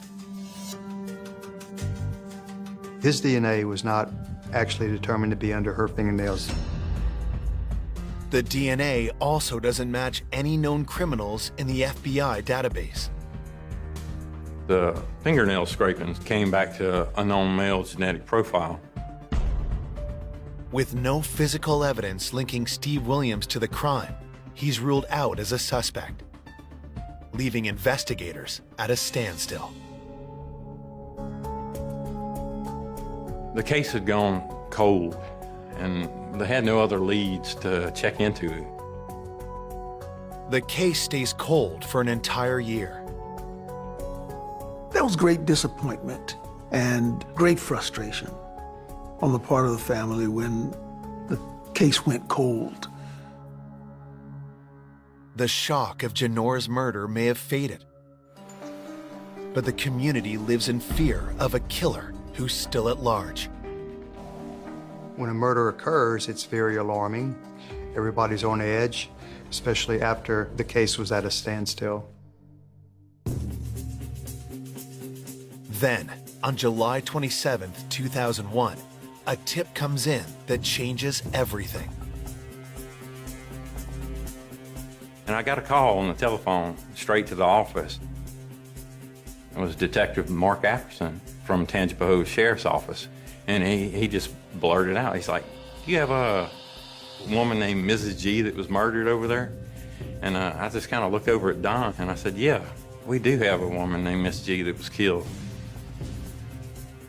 The detective there was working a domestic violence battery, and the victim had came in and told him that her boyfriend knew something about a murder in Clinton. The woman tells detectives her boyfriend's name is Donnie Fisher. We rode over there and found Donnie Fisher. We brought him over there to the Tangipahoa Sheriff's Office. But Donnie Fisher is not in the mood to talk. You could tell he knew something, That's when I picked out the worst photo that I could find of the crime scene. And I threw it in front of his face and made him look at it and said, did she deserve it? Reluctantly, Donnie looks down at the gruesome photos, and moments later, his whole demeanor changes. He started to break down and cry. And he looked at it, and then he told us, basically, it's confession. Donnie says he heard a detailed account of the murder from one of Janora's neighbors. The neighbor took Donnie Fisher on a tour of the murder scene. He said once they got there, he took them and said, this is how it happened. Investigators are stunned. They question all of Janora's neighbors at the outset of the investigation, but it didn't uncover any useful information or lead to an arrest. Detectives demand that Donnie reveal the neighbor's name. He said it was John Ballio, Philip Skipper's stepson. Detectives are shocked. They press Donnie for details, and he claims that John told him about the murder while cleaning up Janora Guillory's house. Janora Guillory's family had hired John Ballio to go clean up the crime scene. Donnie Fisher, he was out there helping, so as they're cleaning up the house, John Ballio was bragging to Donnie Fisher about how he killed Janora Guillory. John Ballio took Donnie and said, here's what we did here, here's what we did here, and he described the whole thing. Investigators don't know whether to believe Donnie's story, especially since John Ballio's polygraph was considered truthful. Yet every word of it lines up with the evidence. John actually showed Donnie how Miss G ran through the house, and talking to Donnie, he described everything that we had put together from what we seen at the crime scene. Detectives want to know, why would Ballio want Janora dead after all she had done for his family? Miss Guillory would rather help somebody than hurt somebody, you know. She would do anything she could to help the Skippers. It's kind of heartbreaking. Police now believe that Donnie is telling the truth, so they quickly file an arrest warrant.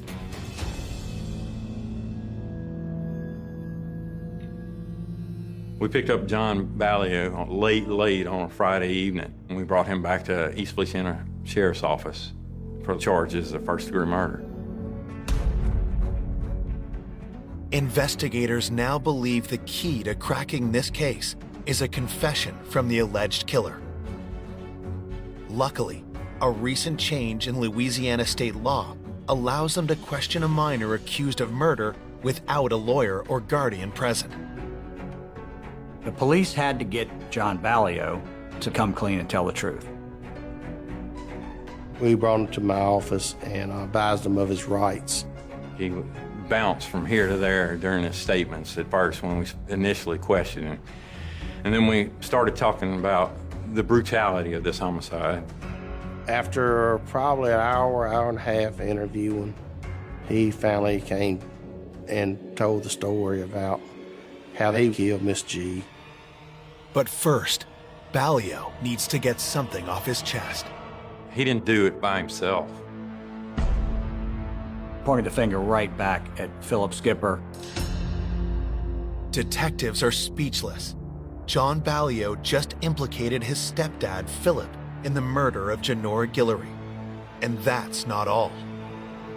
He pointed to several other people, too.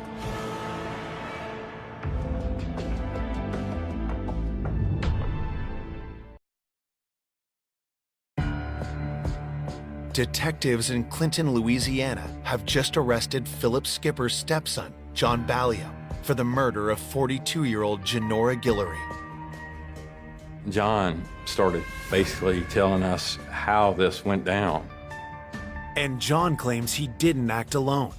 He points the finger at his stepdad, Philip Skipper, and two other people. Johnny Hoyt was a brother-in-law to Philip Skipper, and Lisa Skipper Hoyt was a sister to Philip Skipper. He said they killed this woman together. Lisa and Johnny, that's the first time their name had ever came up.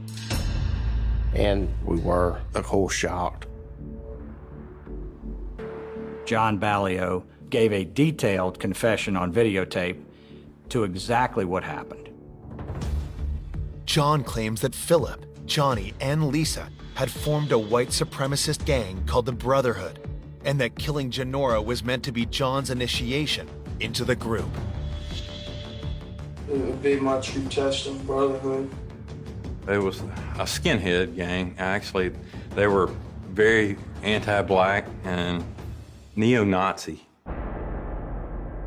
Philip Skipper, he had two completely different faces on him. I mean, he had the one he presented to Janora Guillory, which was, the nice neighbor. And then behind her back, he called her all kind of names. He hated black people. He basically made her believe that he was her knight in shining armor. She never saw it coming. Killing Janora would not only initiate Ballio into their gang, but also bring a financial windfall. Philip Skipper was smart enough to figure out that, hey, if she doesn't like us anymore, it's not going to be very long before she changes that insurance policy and names someone else as beneficiary. Ballio tells detectives that on the night of the murder, the group had been drinking heavily. They arrived at Janora's door at 2 a.m. When we got there, Lisa walked up to the door and knocked on it and told Miss G that she needed some money to get the baby some diapers. And Miss G cracked the door open. That's when Johnny hit her and forced his way in there. They just jumped on her like a pack of hyenas. She ran through the house, down the hall, screaming for him to leave her alone. And she ran into the kitchen and got to the knife drawer trying to get her knife so she could cut him to make him leave her alone. Eventually, she ran to her bedroom. John told us that they took turns stabbing her, and they took turns beating her, and they took turns shooting her. And then somebody threw the final blow that, according to the medical examiner, killed her instantly. It was a blow with a bat to the head. Philip started hitting her with the bat. And after Miss G stopped breathing, they started raping her. John Ballio said that they used condoms. There was not an indication of any seminal fluid or any semen at the scene that night. With no evidence to back up John Ballio's claim of sexual assault, the rape charges are dropped. But detectives are still determined to bring Janora's killers to justice. John Ballio's confession gave us enough probable cause to make sure this case got prosecuted. For cooperating with police, John is given a deal. He pleads guilty to second-degree murder and receives a juvenile life sentence to expire when he turns 21. Lisa Hoyt also takes a plea agreement and is sentenced to 25 years. That leaves Johnny Hoyt and Philip Skipper to face justice in separate trials. When news of the arrests gets out, Janora's family is devastated. When the family found that Philip and John were involved, they were really, really upset and angry that the people that Janora had taken care of so diligently were the ones involved in her murder. The prosecutors are determined to bring Janora's killers to justice, but they have a problem. There's no concrete evidence linking either Philip or Johnny to the crime scene. There was some male DNA under her fingernails, but it did not match the samples that we had from the 3 males in this case. Both cases rest entirely on the testimony of John Ballio. John Ballio walked us through what happened that night. And that was crucial for our case. He actually brought everything together and made the whole situation make sense to a jury. With Philip Skipper's trial, the jury came back with a unanimous verdict. He was guilty of second-degree murder. Philip Skipper is sentenced to life in prison without the possibility of parole. Philip's wife, Amy, is not charged with any crime. A lot of times people ask, what about Amy? What about Amy? Amy Skipper had no idea what her husband was doing. I genuinely believe that Amy Skipper did not have any knowledge of what was going to take place. I believe that she had nothing to do with this. Johnny Hoyt was found guilty of second-degree murder and sentenced to 25 years without the possibility of parole. But for the family of Jenora Guillory, no punishment could possibly make up for the pain they suffered in the wake of her murder. Jenora's father died of a broken heart. It was just a very, very difficult time for everyone in that family. I'd like for people to remember Jenora as we knew her, warm and happy, and someone who would give the shirt off her back to anyone who needed it. We are all happy to have had our lives enriched by her passage through this life.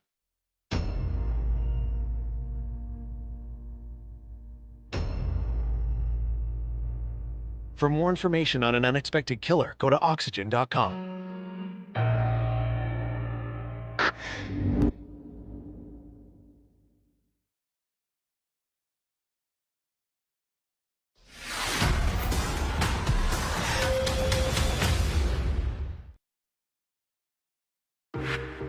A sweet and pure college student. She was literally the most innocent and genuine person I've ever known. Viciously attacked in her own home. What I saw was just absolutely horrific. I mean, this child went through hell. Who would have a reason to want to kill this girl? Police are desperate to find the killer before he strikes again. It's panic. There is somebody capable of doing what they did to Missy out there, and we don't have them. But a dark trail of evidence. He actually wound up weeping out of a fetal position.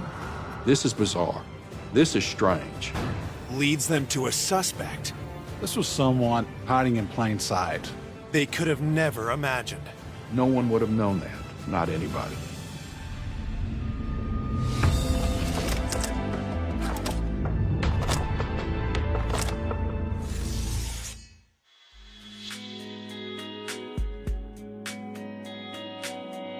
The city of Arlington is the home of 2 professional sports teams and a major amusement park.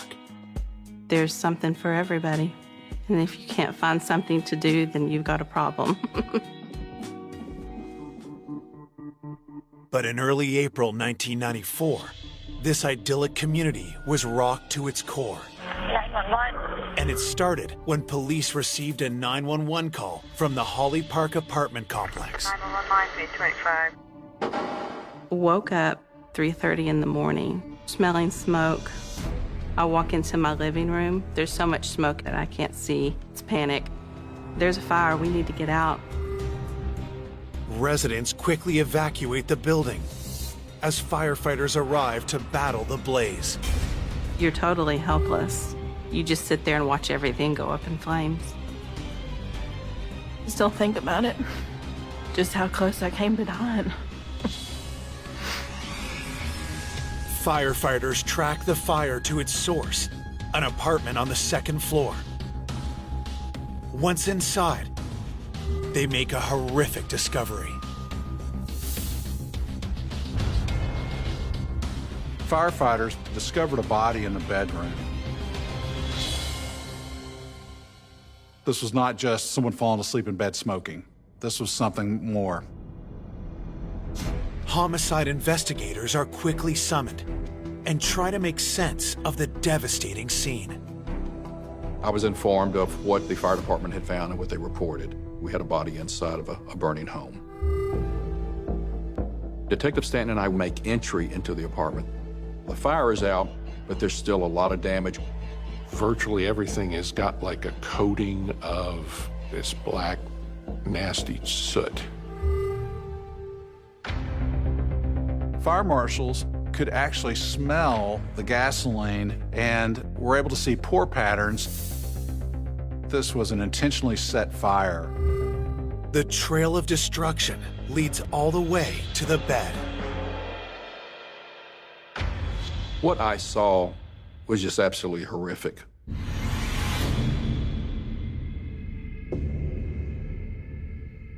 I've seen bad crime scenes, and I've seen crime scenes involving people that were burnt in fires. This was elevated. A young lady who you could see, even with the smoke damage and the burn damage, you could still see that this was a victim of a very brutal sexual assault. The body was laying on her back on the bed. The positioning is consistent with sexual assault. She had trauma to her face, as though she had been physically assaulted. Clearly, there was a puncture mark in the middle of her chest. This child went through hell.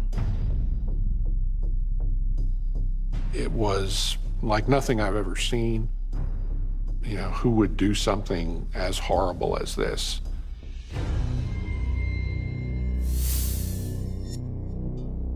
A lot of evidence was destroyed simply because of the fire damage.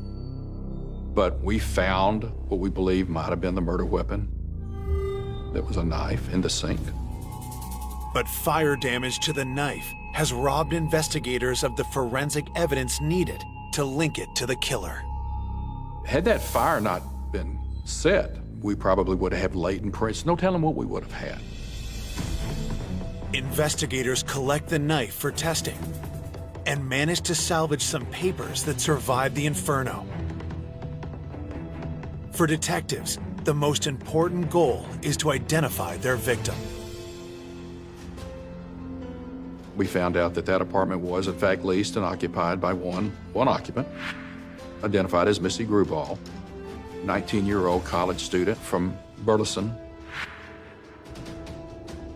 I can remember standing on the lawn, and I said, "There's Missy's car, but she's not out here with us. She was not accounted for." So we had a general idea who our victim was, but that was not confirmed. This body was so distorted that they had to use a forensic odontologist to confirm Missy as the victim. Once we've identified the victim as Missy Gruball, we talked to her family in Burleson, and it's gut-wrenching. Missy's mother was devastated. I had a daughter myself. That sort of hits home.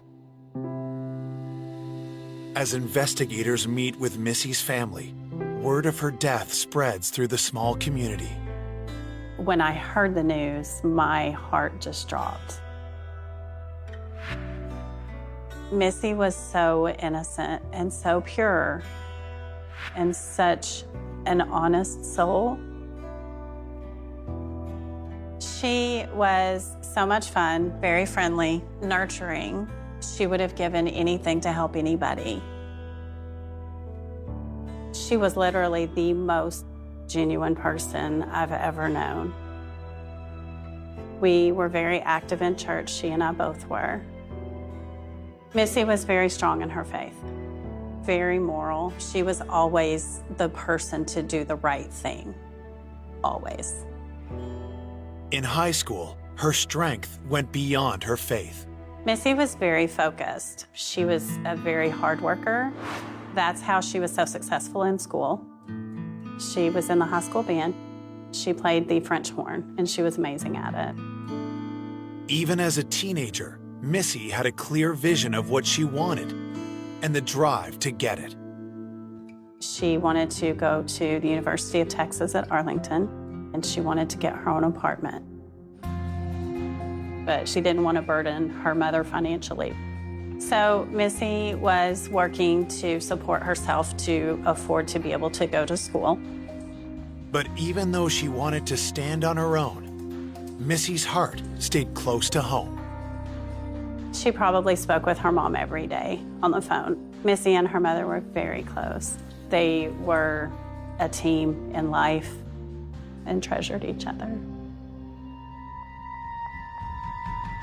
You cannot describe the pain that Missy's mother went through.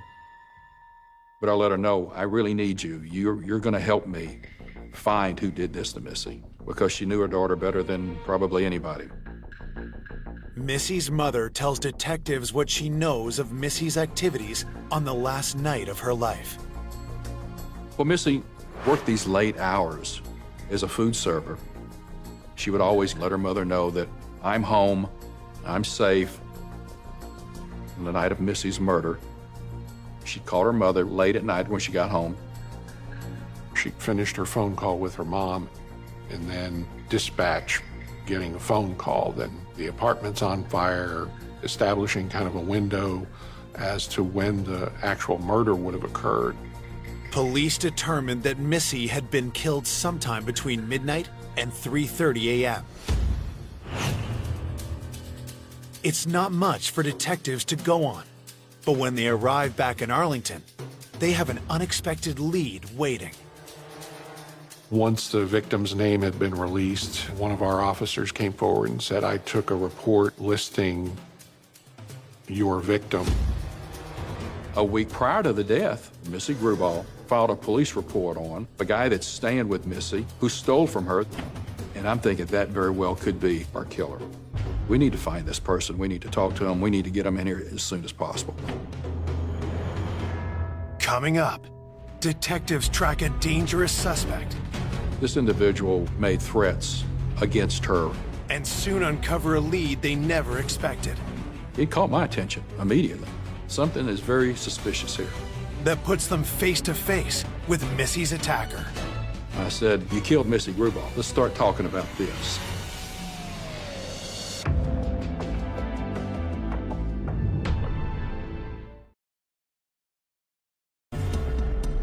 Arlington police detectives are searching for the killer of Texas college student Missy Gruball.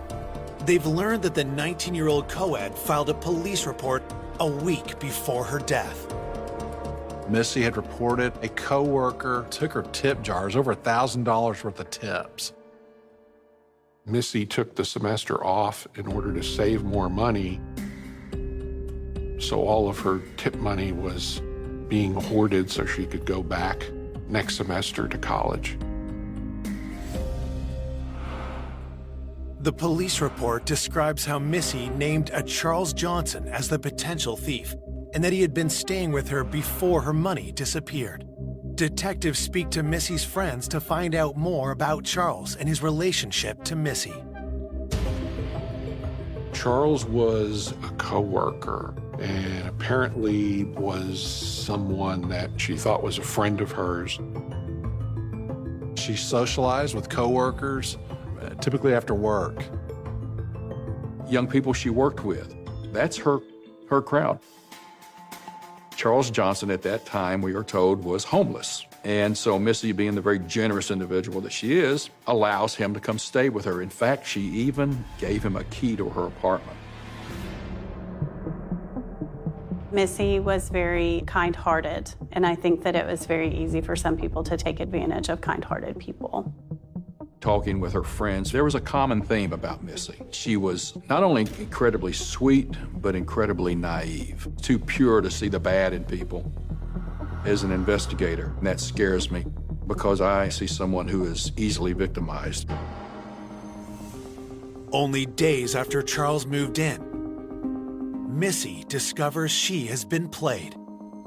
Missy finds out one day that about $1,000 is gone from her tip jar. Well, the only person that could have done that was Charles Johnson. Enraged, Missy confronts Charles about the theft and kicks him out of her home. Something else that was very important from everything that I learned about Missy was she will also stand up for what's right. So Missy immediately calls the police. Missy filed a police report and a theft charge warrant was issued for Charles's arrest. Here's some motive right here. This is retaliation for getting me in trouble. And so he's immediately on our radar. We want to see this guy. We want to talk to him. Problem is, we didn't know where he was at. It's hard to find somebody who was basically homeless, and we had detectives that were assigned to find him. While police search for Johnson, Missy's autopsy report comes in. It confirms investigators' belief that the fire is not what killed her. The autopsy findings demonstrated she was dead before the fire started.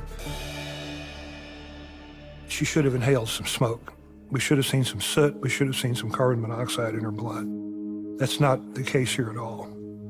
She had a bruise of her left eye and an injury on the brow ridge that would be consistent with being struck by a fist or another object. Injuries directed that show that the assailant wanted to feel in control and dominant. A fatal stab wound to the chest was the actual cause of death, but it went completely through her heart and damaged her left lung, and there was a massive internal bleeding. The autopsy also confirms detectives' worst suspicions. The attack was sexual in nature. She had been forcibly penetrated. This was a rape homicide by a very aggressive perpetrator. Though the fire destroyed physical evidence at the scene, the medical examiner immediately notifies detectives of a major discovery. We did a search of the body for any remnant evidence that wasn't destroyed by the fire. Semen was recovered that could be analyzed for DNA. Forensic evidence and physical evidence is great. You've got to have it. It leads you to your killer. So that semen was a forensic link to the suspect. The semen is sent for DNA analysis, hoping it will point to the killer. But detectives make a calculated decision not to make the information public. The fact that she was sexually assaulted was not public. It was not released. And the reason for that is because it's what we call guilt knowledge evidence. And it's knowledge that is only known by the person who did the crime. You never reveal that because that can lead you to that suspect and to identify him. That's very powerful evidence. Other evidence is piling up too. Among the documents collected from Missy's apartment, detectives discover a treasure trove of personal letters. These were letters from someone named Ivan Villa. The nature of the letters indicated some type of relationship between this individual and Missy Grubaugh. We don't know if it was romantic or not, but some type of close personal relationship. So that's important. We needed to find out who this individual was. Detectives do a background check on Ivan, and they're alarmed by what they uncover. Ivan was a registered sex offender. And that just set the hairs on the back of my neck up. Yeah, this is the sort of individual that we're looking for. Let's go find Ivan right away.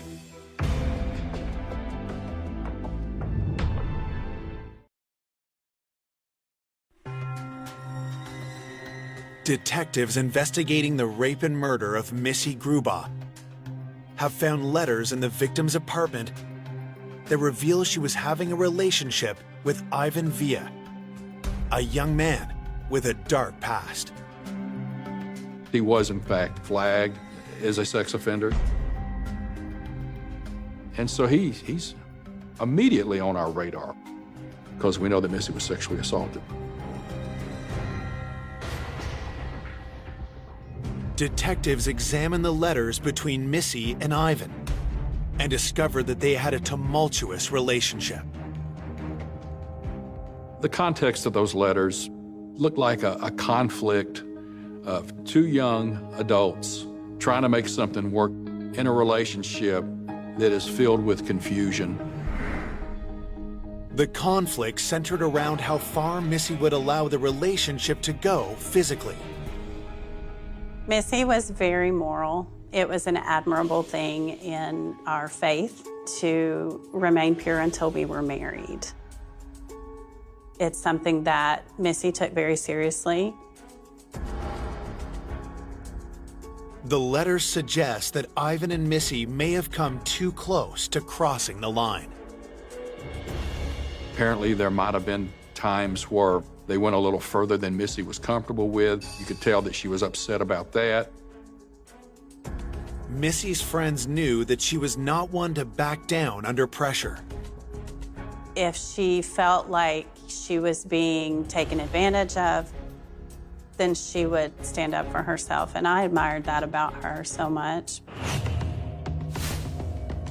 Bottom line is, we need to bring Ivan in. We need to talk to him because he was, in fact, in some level of a relationship with Missy at the time of her death. 2 days after Missy's murder, detectives bring Ivan in for an interview. He claims that he and Missy were working through their issues in a kind and loving way. Ivan told me that he cared for Missy, and he wanted a relationship with her. He certainly did want to have that relationship go a step further, but Missy was convicted to her beliefs and to her faith. They were also battling with the fact that he had this crime over his head. Ivan tells detectives he was home alone asleep the night Missy was murdered. That's not an acceptable alibi for myself or Detective Stanton. But was it really possible this young man could have committed such a horrible crime? When you start talking about the personality of who you're looking for, you gotta be careful. If you start picturing this person as this evil predator, you may miss the actual killer. That's why you have to follow the evidence.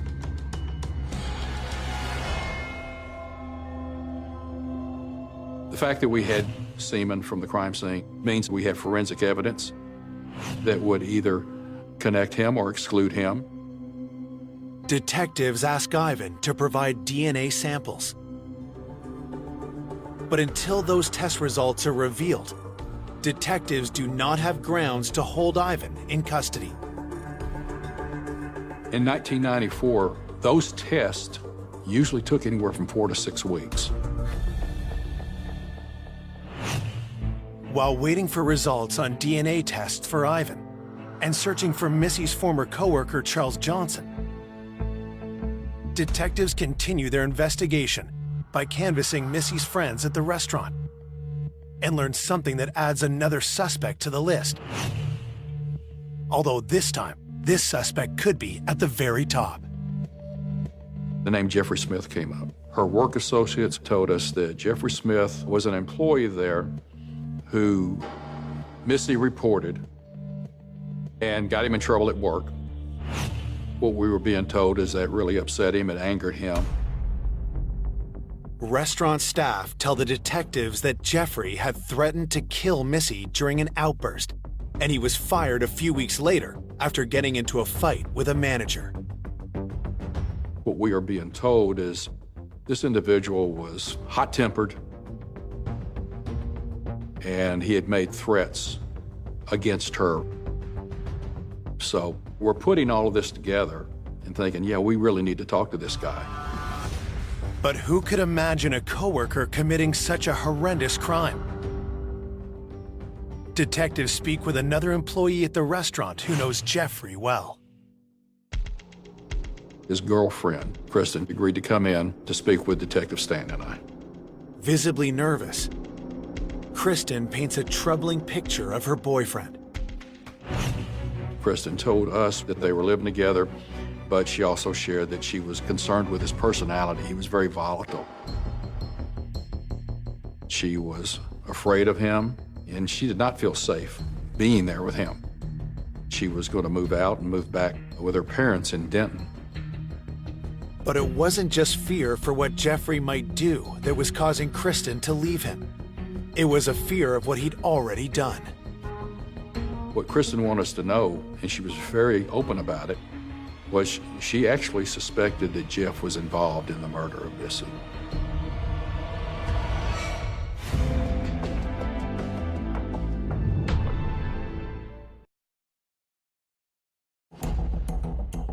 Detectives investigating the murder of 19-year-old Missy Gruba are interviewing Kristen Waller, a young woman who believes her boyfriend, Jeffrey Smith, could be the killer. She just basically said, this is what my belief is. So I asked why. How did she formulate that? Kristen told us the night of Missy's murder, Jeff did not come to the apartment, and he didn't come back all night. So she didn't know where he was at.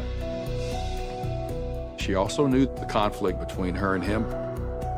So she's putting all this together, and she actually believed that Jeff was with Missy on that night and that he committed this crime. Kristen gives detectives the phone number for where Jeff is staying. A background check shows the 22-year-old has no criminal history, but detectives are still suspicious. We know that he had made some threats against Missy, and his whereabouts are unknown on the night of her death, so we needed to talk to him. I called Jeff Smith after speaking with Kristen, and he actually was cooperative and agreed to come to the police department. In the interview room, detectives are struck by Jeff's demeanor. Jeff Smith was smiling and nonchalant, just really not taking the entire situation that serious. I asked him, what was your relationship like with Missy Grubauer? His story was she was infatuated with him. And as a matter of fact, her infatuation is what created the problems and the conflict between him and Kristen. Kristen's telling us, no, I'm moving out because the guy scares me to death. Jeff also has a conflicting account of his alibi. He gave us this excuse that he was with Kristen. We already had information that he was not. When detectives suggest Jeff is lying to them about his alibi, he laughs them off. I've seen this type of personality before. He's narcissistic, he's cocky, he's arrogant. And I certainly wasn't going to take anything that he said at face value. Despite their concerns about Jeff, detectives have no evidence to connect him to Missy's murder and are forced to let him go. But before he leaves, they ask him for a DNA sample. And to their surprise, he agrees. He did give us the samples that we needed for a forensic analysis that would certainly connect or exclude him from the murder. Then, 4 days after Missy's murder, Detective Lenore gets a frantic call from Kristen about Jeffrey Smith. He had abducted Kristen earlier in the morning, physically abducted her and drove off with her from her parents' home in Denton. Kristen tells Detective Lenore that Jeff was distraught and held her in an apartment for 8 hours, threatening to kill her if she tried to leave. Kristen's telling us the motive was that Jeff just didn't want her to leave him. He released her safely a little later that day, but now she didn't know where he was at. She was definitely afraid of him. She contacted the Denton Police Department and ended up getting a warrant for his arrest for kidnapping. He became a fugitive. You've got this guy who is a loose cannon, and there was a level of urgency to find him. We put out a national broadcast along with that warrant that he is also a suspect in a murder investigation. With Kristen safely at her parents' house and police in several states searching for Jeff, detectives in Arlington find their murder investigation in a holding pattern. As far as Jeff Smith, we do have his hair, his blood, and his saliva for DNA. They would certainly connect or exclude him from the murder. DNA testing is still underway. But days later, investigators do get an important update from the lab. They were able to type the blood from the semen, and they knew they were looking for someone with a certain type of blood. Jeff did not match the blood type from the semen. In addition to Jeffrey Smith, Ivan Villa is also ruled out because of his blood type, leaving Charles Johnson as the only active suspect for Missy's murder. And Charles is still at large. That is incredibly frustrating because there is somebody capable of doing what they did to Missy out there, and we don't have it. As the weeks pass with the case unsolved, Missy's family and friends grow more and more concerned. It was very disheartening for a lot of us. We just watched the news and would hang on to anything that they would mention about it. It made all of us wonder why it happened to Missy. It was just devastating. Then, a month into the investigation, detectives get a tip from an unexpected source. I got a call out of the blue from Miss Grubau. She wanted to let me know that she recalled a conversation that she had with Missy. It was so incredibly bizarre. And I just thought something is very suspicious here.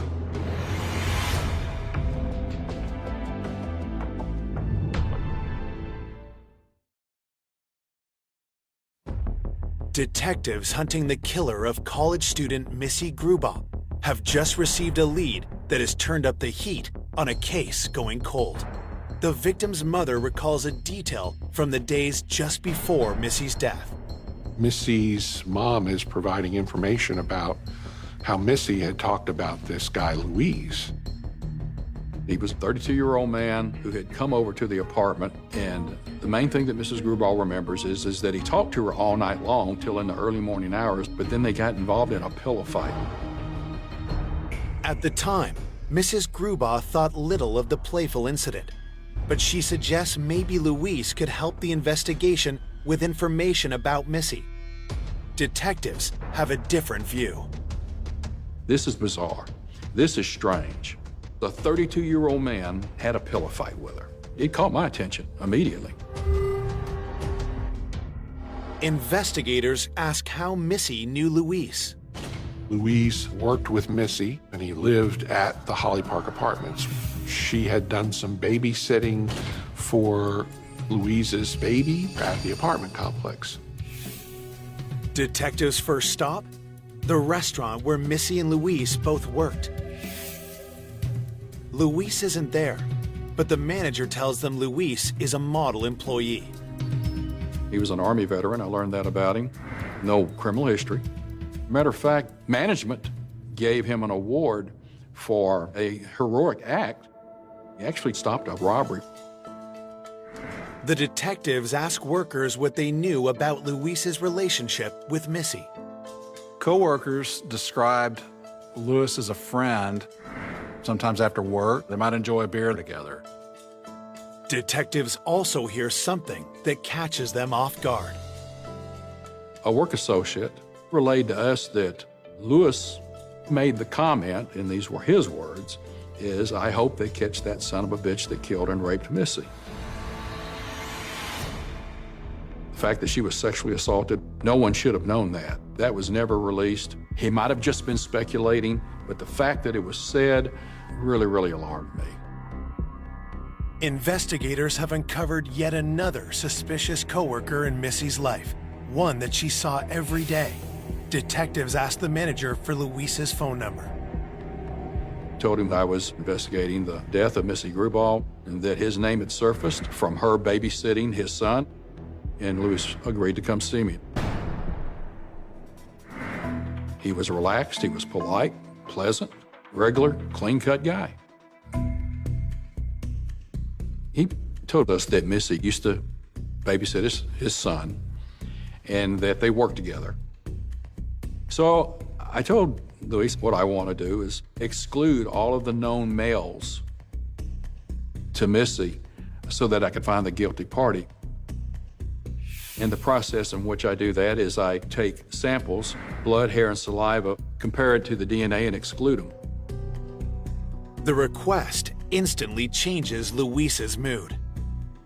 His response immediately was, what are you talking about? Wasn't the evidence all burnt up? And I said, no, it wasn't.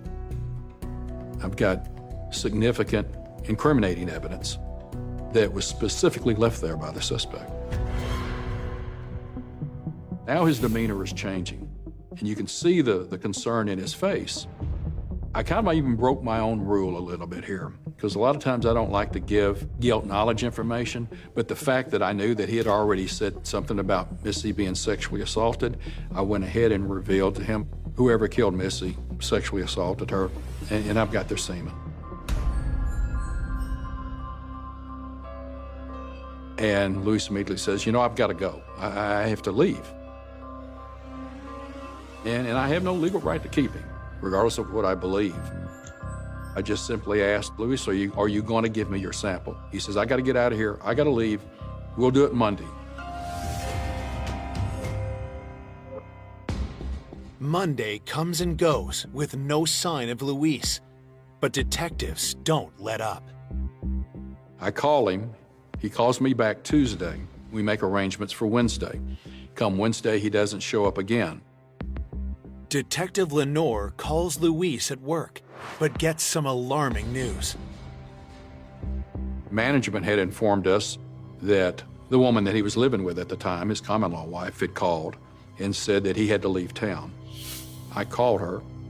I said, I hear Luis is gone. You and I need to talk. Jeanette has been living with Luis for 2 years. The couple moved into the Holly Park apartments 6 months earlier. They had been together long enough for them to have a child together. She was also pregnant with another child. But what was interesting is on the Monday that Luis was going to meet with me, which was about 3 days earlier, they got married. They got legally married. Well, in Texas, a wife cannot testify against her husband. I mean, those are my thoughts that are going on. I kind of kept that to myself and said, okay, that's interesting. Jeanette knew Missy as a sweet girl who used to babysit her son and had been shocked to hear about her murder. And so I asked if she recalls what occurred on the night of Missy's murder. She said Luis had gotten off work about 10:30 or 11 and informed her that he was going to have some drinks with some friends. Then he came in close to midnight, and then she heard him leave. 2 hours later, Jeanette hears Luis return. She hears him come into the apartment and takes a shower and then leaves again. And then she hears him come back again. She notices that he's coughing and he smells of smoke.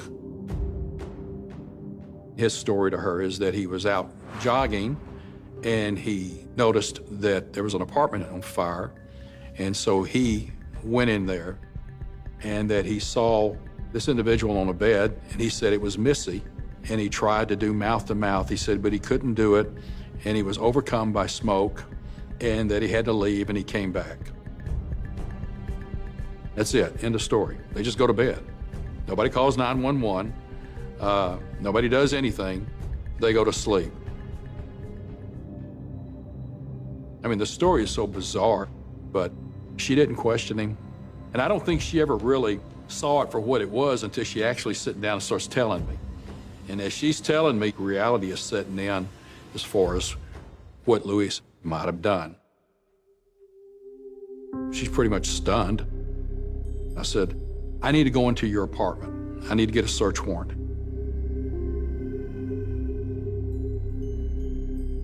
Investigators descend on Luis and Jeanette's apartment, just a few buildings over from where Missy was killed. One of the things that I wanted was his dog tags. Because he was in the Army, I wanted to know what his blood type was. And I wanted to know if the blood type from his dog tags matched the blood type from the semen. The blood type matches that of Missy's attacker. It's the link detectives have been looking for, and enough to bring Luis in. But first, they'll need to find him. So I got an arrest warrant for Luis. The next day, I get a teletype that the vehicle that Luis was in was found abandoned and burned in San Antonio.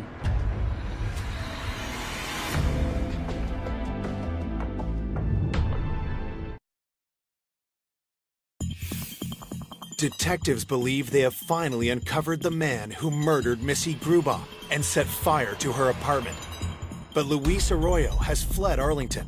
His car found abandoned and set ablaze in San Antonio. We don't know, but suspected there was evidence there, but the car was pretty much gone. I mean, it was burned up. There's an urgency. We need to find this person as soon as possible. Detective Lenore suspects Luis's wife, Jeanette, knows where he's hiding. I told her that we realize you had nothing to do with this crime, but you can be a party by covering and by lying. So I said, you realize that when she was murdered, she was sexually assaulted. And when she heard that, you could see it upset her. It angered her. Confronted with the full horror of what was done to Missy, Jeanette gives up Luis. Jeanette gave me the address where he was staying in San Antonio. San Antonio Police Department went into the home and arrested Luis without incident. Detectives Lenore and Stanton traveled to San Antonio to confront Luis Arroyo in person. It is the most unique interrogation I've ever seen. I mean, Luis really had like a mental regression, and he actually wound up in a ball on the floor, weeping and kind of in a fetal position. I don't know what he was doing. I just thought he wanted us to have some type of empathy for him. When Luis finally tells his side of the story, it doesn't add up for detectives. He did not admit to sexually assaulting Missy Grubo. He did admit, yes, I did have sexual intercourse with her. He said, we had consensual sex. I knew it was her first time, and I wanted it to be a very gentle and pleasant experience for her. That just sickened me. What happened to that young lady was anything but gentle and loving. It was brutal.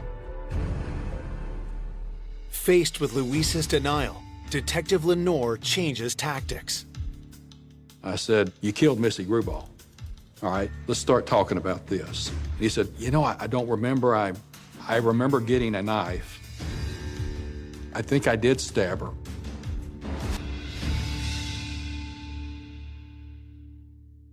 Detectives are stunned. Is this the confession they've been waiting for? I'm not going to call it a confession because my definition of a confession is someone who says, this is what I did and I did everything, that you have evidence that they committed. Luis gave a statement with several admissions that included guilt knowledge information. Luis did not admit to setting the fire, but he recalls that there was a fire set. He gave us all of this incriminating information that clearly said it was him. They have enough to charge Luis. But detectives want to make the case against him airtight. Detective Stanton and I got an evidentiary search warrant and collected his blood and his hair and saliva sample. He was, in fact, matched to the DNA from the sexual assault kit. With Luis's statements, detectives can put together exactly what happened on the night Missy was murdered. I believe he went there thinking he could convince her to have intercourse with him. His primary focus was to have sex with that young lady. Maybe initially he thought would be consensual, which it would never happen. So now he's mad at her, and then he took it to another level, physically abused her, sexually assaulted her, and then he killed her. After he killed Missy, he needed to destroy evidence, and that's when he made his decision to set fire to the apartment. Lewis was charged with capital murder. Once we had the written statement, we had the statements from the wife. Pretty straightforward case. As Luis awaits trial, detectives zero in on two former suspects in the case. Charles Johnson was finally tracked down, and he was not even in the area at the time of the murder. Jeffrey Smith was arrested and convicted of kidnapping his girlfriend, Kristen. He received a 4-year sentence. Luis Arroyo's trial lasts only 5 days. We got a conviction rather quickly. And in Texas, once a person is convicted of capital murder with the death penalty waived, it's an automatic life sentence. Although detectives have found their killer, the win is bittersweet. He being in prison will never take away the pain, the horrific torture that child was put through. And him being in prison will never heal the wounds that the family has. They never recover. You can't bring Missy back. You just do what you got to do and make sure people pay for the crimes they commit. Missy's mother is in a state of permanent grief. Missy's death did leave a very large void. Missy's life was taken way too soon, but it was a beautiful life. She was a beautiful soul, and she still is. For more information on an unexpected killer, go to oxygen.com.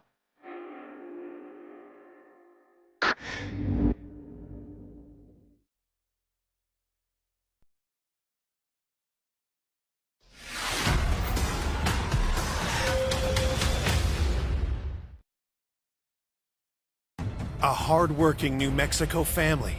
My dad was up at 4 in the morning, wouldn't go down till 10 o'clock at night. She was always the type of person to just help everybody. Is murdered on Father's Day. My parents are dead. They were covered in so much blood. That was the worst I've ever seen. Police uncover a loving family. He was a shaken baby. We were told he may never walk again. With a startling criminal connection. She has a history of burglaries. And a jaw-dropping revelation. I absolutely was shocked. I didn't think I have ever known anybody in my life who could do something that brutal. To this day, I still can't understand how the person could do something this tragic, this gruesome. They said, I know who did it. I know who did it.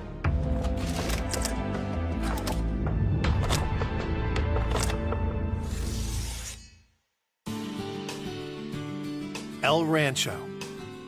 A tiny New Mexico town home to just a few hundred families. A place filled with honest, hardworking people. It's a very tight-knit community. It's kind of one of those places where everybody knows everybody. On Father's Day 2011, police receive a 911 call that shatters the early evening calm. Santa Fe 911, where's your emergency? Dancing boys! Carl!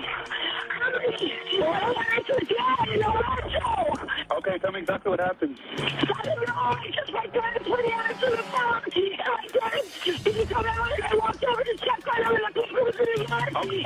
I can't hear you when you're yelling. Try not to yell into the phone, I can't understand you. My parents are dead. The caller is a 35-year-old woman named Cherie Ortiz Rios. Officers arrive at the property she shares with her parents, Lloyd and Dixie Ortiz. Police enter the home occupied by Cherie's parents and her brother to investigate, starting with the master bedroom. Had observed a female laying face down in her nightgown attire, deceased. The brutality that was involved was unspeakable. She had some trauma on the right side of her temple region. Police believe this is Cherie's 53-year-old mother, Dixie Ortiz. As you walk out through the main door to the bedroom, there's a couple of steps up into a kitchen. That's where a deceased male was laying face down. That was probably the worst I've ever seen. There was several defects in his head and shoulder area. Cherie tells police that this is the body of her 21-year-old brother, Stephen. As you walk back out the room to the rear of the residence, there was another deceased male laying face down. And he had several injuries to his upper torso and his head region. The dead man is Cherie's 58-year-old father, Lloyd. Detectives called in the medical examiner to take charge of the bodies. For now, they can only speculate about the cause and time of death. There were limitations on how well we could examine the injuries because they were covered in so much blood. It looked like something that had penetrated all of their bodies. So at that point, led us to believe that they were actually shot with some type of a firearm. While the medical examiner carefully removes the bodies, a forensics team meticulously looks for evidence. We did not find any shell casings, there wasn't a gun located. There was nothing that indicated that we had our murder weapon at the scene. We have no physical evidence as far as some type of a fingerprint. There weren't any footwear impressions in any of the blood. Maybe we can get some DNA, but we don't know that initially. That has to be sent to the lab for testing. With this type of crime scene, generally there's only a couple different types of motive. It's love, money, or anger. So we have to look into those. Lloyd's wallet was on the counter right next to where Stephen was lying in the kitchen. It had money in it. It didn't look like somebody was in there to steal from them. There's no evidence to suggest this is a robbery, so police consider whether other motives could have been at play. Who would stand to gain something from killing 3 people on Father's Day in their house? Police need to learn more about the victims and their family. They turn to Cherie, who lives just steps away. On the 2/3 of the property, Lloyd, Dixie, their son, Stephen, lived, and the other third was occupied by Lloyd and Dixie's daughter, Cherie, her husband, Jesse, and their 2 children, Catalina and Robert. When her sister arrives, a despondent Cherie can barely keep it together. I remember my sister running up to me and telling me,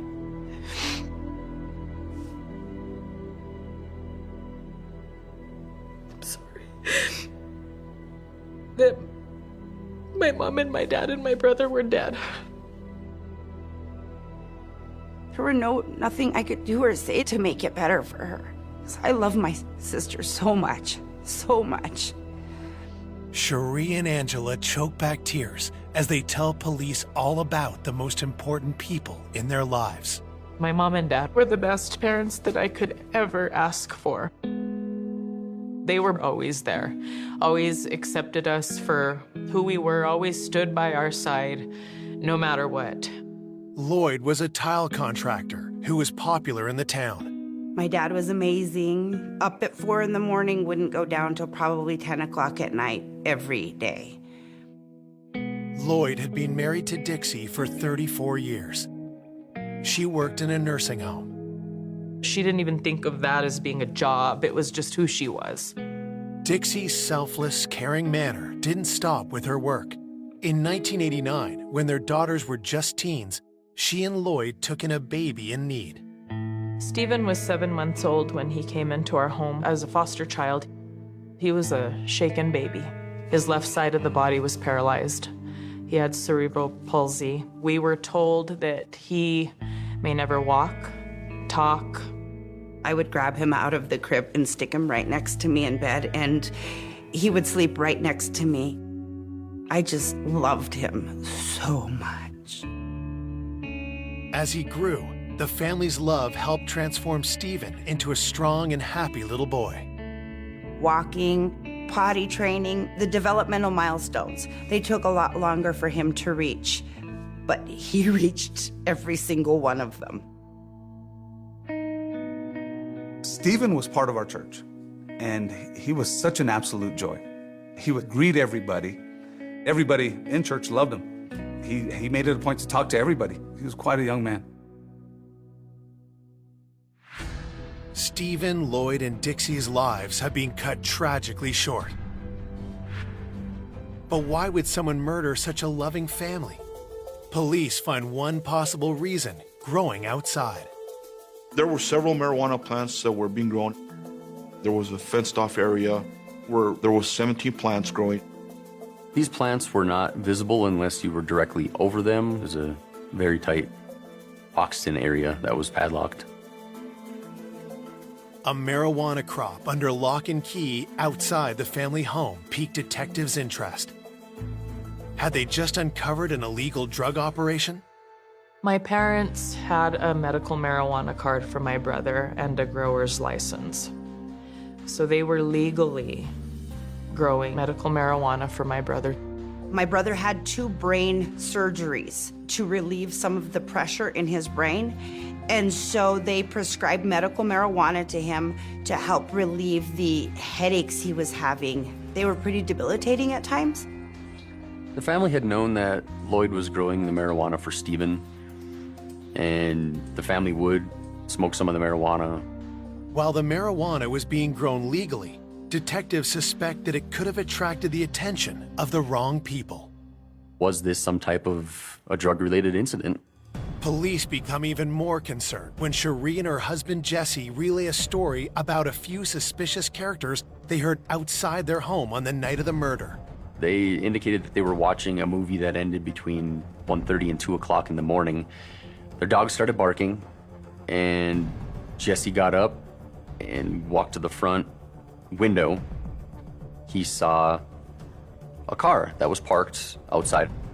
He heard a kid yelling out there. He heard somebody say, "Hurry up, come on." And he was like, "There's somebody out there." And so he went back in and even grabbed a gun. And he got in his truck and he drove his truck toward that car. Coming up, the autopsy reveals an unexpected cause of death. It's not generally your weapon of choice. It's extremely violent, it's brutal.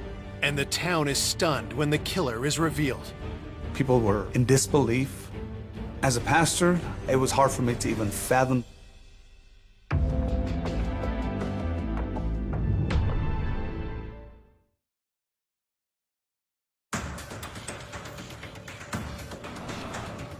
Hours after Lloyd, Dixie, and Stephen Ortiz are found dead, police are hunting for the driver of a car seen outside the home the night before the murders.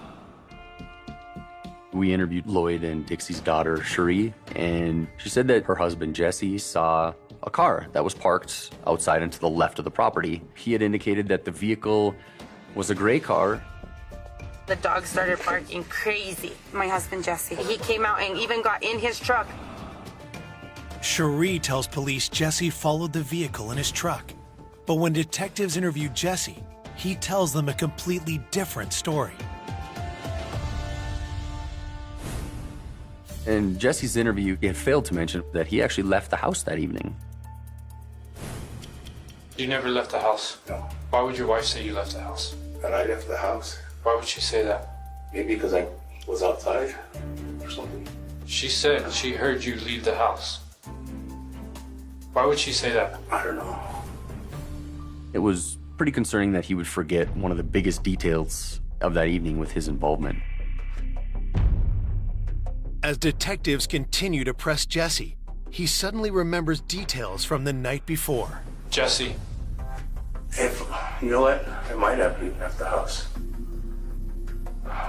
When I seen the car parked. You know what? That is correct. That is correct. You see the issue? Yeah, I do. I forgot about that. You know? That's something you don't just forget about, Jesse. Well, I'm serious, man. Man to man. You know where I'm going. Right. It's time to start talking. I did. I do remember, because I remember going back down there to get my keys. And I did get in my truck. And I drove towards the dead end that way. What happened then? I passed by. Why would you not confront somebody right there?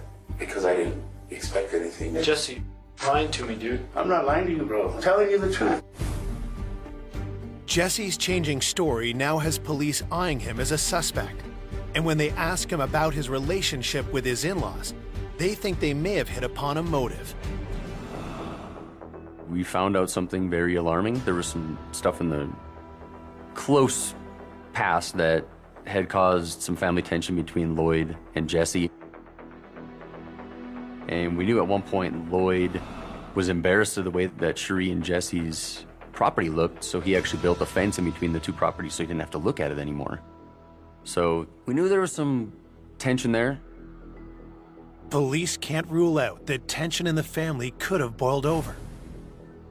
Could Jesse have slipped out of the house and committed 3 heinous murders over a minor family squabble? To get to the truth, police grilled the couple about where they were the night of the murder. They told us the timeline of where they were. They went to a casino. They were there for X amount of time, drove to their residence. They put in a movie right away. They were able to identify almost minute for minute of what they did that entire day, which is kind of unusual. And when police ask Cherie about finding the bodies, she tearfully gives them a detailed account of the horror that unfolded. And I walked in and I was like, Mom. And then I walked over to her to shake her, and her head was blown. And so I ran to the kitchen to check for my brother and my dad, and I thought it was my dad laying on the floor in his underwear because his face was so blown off. And so I ran home screaming for my husband. And my husband went back and he said, honey, that's Steven in the kitchen. Your dad's dead in the backyard. Cherie's story is plausible, but one thing she can't explain is something she told police when she called 911. They're dead. They have gunshot wounds to the head. They're dead. They've been dead since the morning. Cherie said that she knew if she would have went over there, she could have saved him that morning, which told me that she had intimate knowledge of when the homicides actually occurred, which pretty concerning. How would she know that? We didn't know that timeline of when they were actually killed. Detectives are no longer suspicious of just Jesse. Is it possible that the Ortiz's own daughter could be involved as well? We did obtain DNA samples from Sherry and Jesse to try and analyze to see if there was anything that could be matched. Police searched Cherie and Jesse's home, hoping to find a physical link to the murder. With so much activity in the tiny town of El Rancho, news of the crime spreads. My wife and I raced down to the property. When we had got there, there was quite a few people there. Tree was just outside herself. She was just hysterical. Detectives can't help but wonder if Cherie's tears are genuine, yet they're unable to find any physical evidence to link Cherie or Jesse to the murders. When the autopsy report comes back the next day, they hope the results will help them shed some light on the mystery. I actually did attend the autopsy, and during the course of the autopsy, the pathologist informed us that the wounds sustained were the result of impact trauma. They were killed with a pickaxe. Steven Ortiz, the son of Lloyd and Dixie, received 17 blows to the head from the pickaxe. Evidently, the victims were beaten long after they were already deceased. The amount of force that was used to cause this was extreme. My initial reaction was, who had this much anger to want to kill him in such a gruesome manner?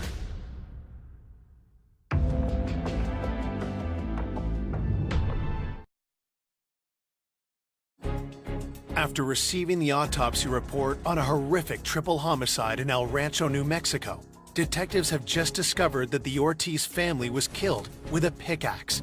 Now that police know what to look for, they quickly set out to find the murder weapon. One of the agents remembers seeing a Maddox-style pickaxe lying in an adjacent field to the west of the residence. So we immediately went to the scene and found our pickaxe, covered in blood. Processed it to the crime scene lab in Santa Fe and waited for results. There was a lot of hope that there was going to be potential evidence that would link the assailant to the pickaxe.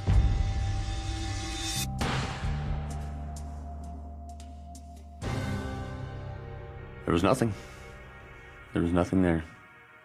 We got DNA that was identified on the pickaxe from the 3 victims. Nobody else. Still, the murder weapon does tell police something about the killer. It would take a great deal of force to cause that type of injury. Police had to consider whether either of their suspects were strong enough to commit the crime. Jesse was capable. Was Cherie? While police search for answers, the small town of El Rancho is gripped with fear. The whole community was on high alert. This kind of crime is very unusual for that area. All we knew was that there were 3 dead people that the community loved, and nobody knew why and how. Police continue to look into the alibis of the main suspects, Cherie Ortiz and her husband Jesse Rios, who said they'd been to a casino that night. Investigators see if their story can be verified. They were seen on surveillance video at a gas station, and then they went to a casino. This supports the couple's claims. Investigators also track what they did the rest of the evening. We were able to pinpoint the length of time that it would take to drive from the casino to their house. The timeline puts them in their home, right next door to the murders, at the time of the crime. But it's not nearly enough evidence to pursue a case. Police hope to utilize the publicity surrounding the murders and make an appeal for tips. Everybody wanted to say who they thought it was, but didn't have any merit behind any of the stuff they were coming forward with. Detectives also combed through their witness interviews and hit on a name they hadn't considered before. Initially, Angela had mentioned that Nicholas Ortiz was a 16-year-old, just a regular kid in the community. Cherie had a son that was Nicholas's age, and they went to school together. Nick Ortiz had a positive relationship with the family. There's no relation, by the way, between Nick Ortiz and the three Ortizes who were victim. It's just same last name. Nicholas's family lived right up the road from us, and that's how him and my son had become friends. He was having some troubles at home. Eventually, my sister opened up her home to him, gave him his own room. He would go over next door to Lloyd and Dixie's house. They would give him money. They took him to the flea market. They took him everywhere. So they basically just treated him like he was one of the family. But the transition to family member wasn't all smooth. My husband and I had caught Nicholas going through our drawers. We had just started noticing a little bit of money missing. Things moved. So we started giving him an allowance every week for the chores he was doing as well. Nick's troubles extended to school, too. Nick had come home from school, and you could tell he had been punched in the face and was kind of beat up. I freaked out. Oh my God, who did this to you? He said, I joined a gang with some friends of mine, and I had to let them beat me up. And I was like, okay, so now today we're gonna have the anti-gang talk. And I mean, we did. The family tells police that joining a gang was just one example of the problems Nick brought to their home. One night, my father had asked my son to cut down a plum tree that was dead in his backyard. And when they went out there, Nick was hiding behind some raised flower beds they had in their backyard. And the backyard was a secured area for the two little dogs they had, so both gates were locked from the inside. So he had to have jumped the fence to get back there. Nick basically jumped up and kind of went towards him, in a joking manner, like to scare him. And Lloyd wasn't impressed by it. He didn't think it was funny. After stealing from the family and joining a gang, this was the final straw for Lloyd. He basically told Nick that he was not welcome at that property ever again.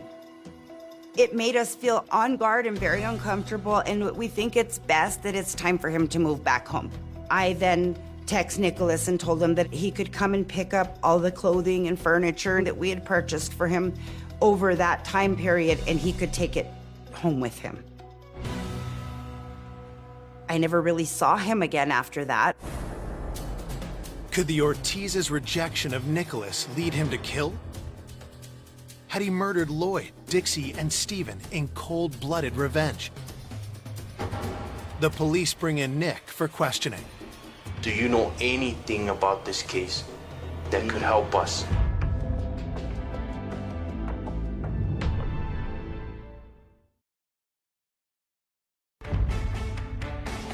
Police in El Rancho, New Mexico have a new suspect in the murders of Lloyd, Dixie, and Stephen Ortiz. An unrelated 16-year-old named Nicholas Ortiz. Do you know anything about this case that could help us? I don't. The only thing that I've heard was what people have told me from the news. He came off as this calm kid that didn't do anything wrong. He was just kind of like your baseline kid. Detectives confront Nicholas about his speedy exit from the Ortiz home. Lloyd just told you. What exactly did he say? You remember? Yeah. Telling me that I have to trust with them, not to go near them anymore or anything. said, okay, fine. So you guys want to leave? You know, that was really the last time we spoke. Okay. How did you feel then? The detectives ask where he was the night of the murder.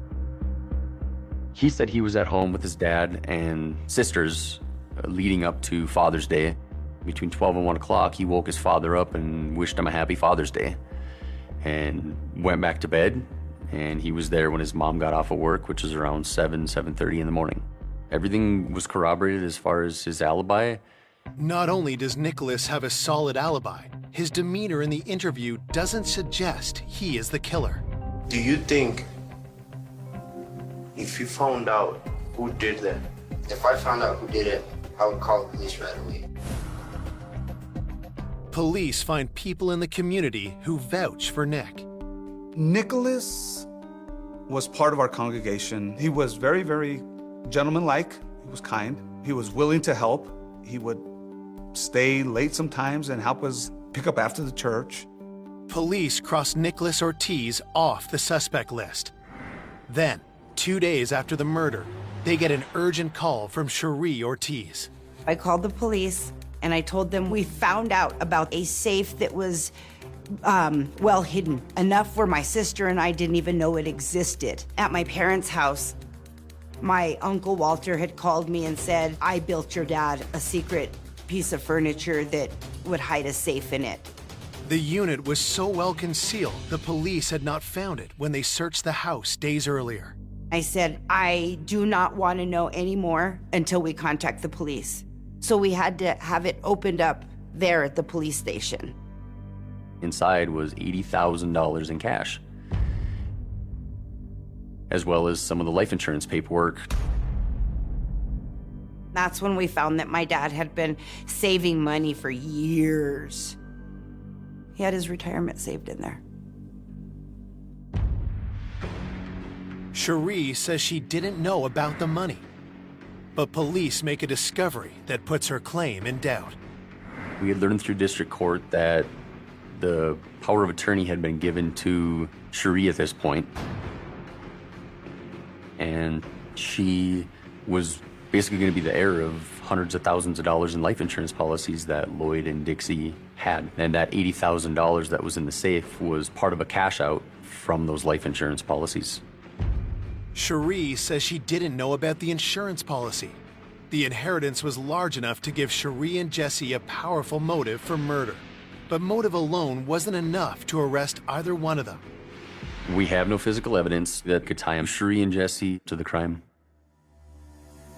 The discovery of the safe also causes police to speculate on how the Ortizes had amassed so much money. Could it have anything to do with the marijuana growing on the property? Kind of raised some concern to us as to why he was growing it. Are they possibly selling this stuff? Detectives investigate whether Lloyd was secretly involved in trafficking. The answer comes back clear.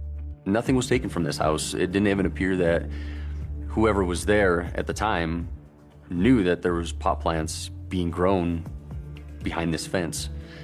And knowing anything about the industry of marijuana, there were smaller plants, they weren't mature. We were able to pretty much rule out that the gangs were tied in to this. It's another blow for the investigation. And as days turn to weeks, detectives are no closer to catching those responsible.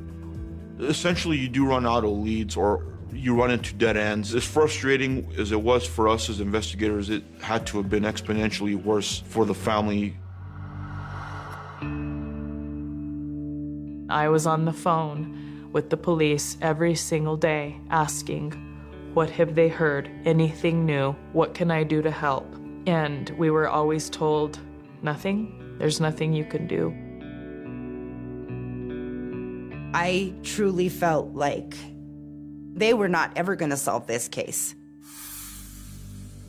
Then, 16 months after the murders, detectives get the break they've been praying for when they receive a call from the Santa Fe County Sheriff's Department. In October of 2012, I had just gotten home from work and I got a call that there's somebody there that wants to give some information to me in reference to the homicide. And she was in jail. She said she just wants to get something off her chest.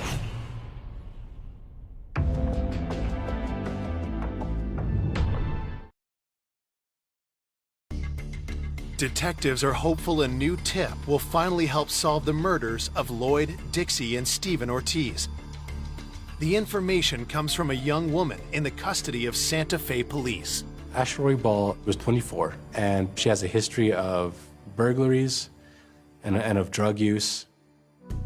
Ashley told officers that she knew something about the El Rancho murders. At that point, ears started to perk within law enforcement. Before questioning Ashley, police look into her background. Ashley grew up in El Rancho. Ashley wasn't necessarily a troubled teen per se, but she got in trouble a lot. From a young age was in and out of the detention center. Lead detective Craig Bobnock questions Ashley about what she knows. As I started explaining that it was a voluntary interview, she kept interrupting me saying, "I know who did it, I know who did it." Ashley claims that on the night of the murder, she was smoking weed with her cousin, Jose Roybal, and a mutual friend. They needed money, so they were gonna go hit the Ortiz's house. And I took them, I dropped them off, and I went back home. She told me that she owned a gray 1997 Saturn car, two-door car, during the time of the homicide. So I immediately thought of Jesse's statement. Cherie Ortiz's husband, Jesse Rios, had told police he saw a gray car driving slowly past their house late on the night of the murder. But it's what Ashley says next that grabs detectives' attention. I got a call about maybe half an hour, 45 minutes later. The call was from Jose's friend, and he needed a ride. He got in my car, he had blood on his pants, he had a trash bag tied around his right foot. That's when he told me that he killed Stephen, Dixie, and Lloyd.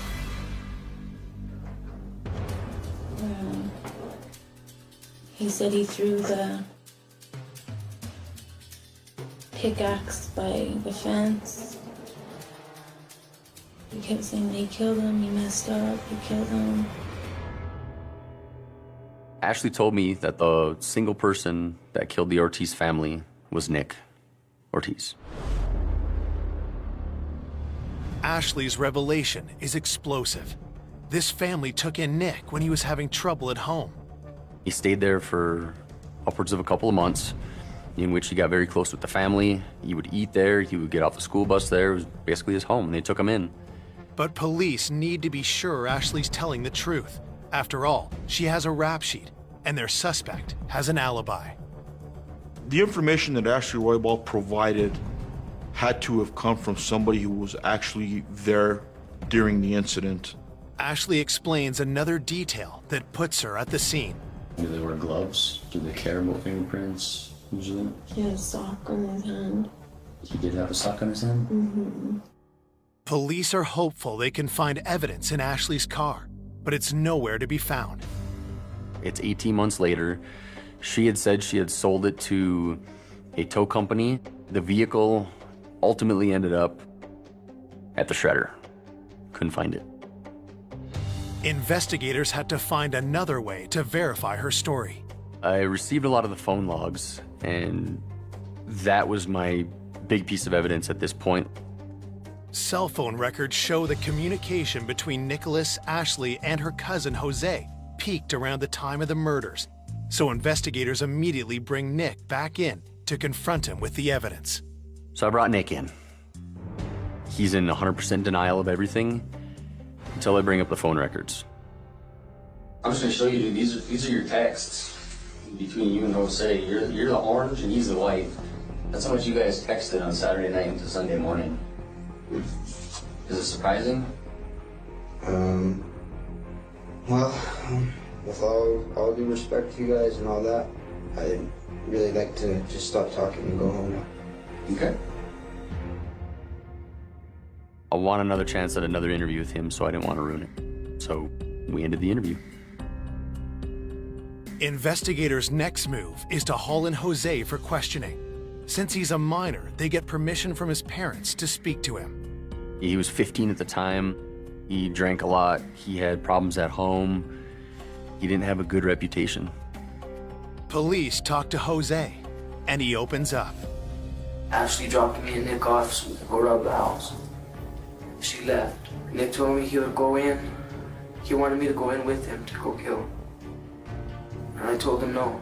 I didn't want to. I was scared. He started walking towards the house. When he started walking towards the house, I ran to the river. I got to my house. And then Ashley and Nick show up. Nick is white as a ghost. I knew he had did it. He told me he had did it. He told me he did it.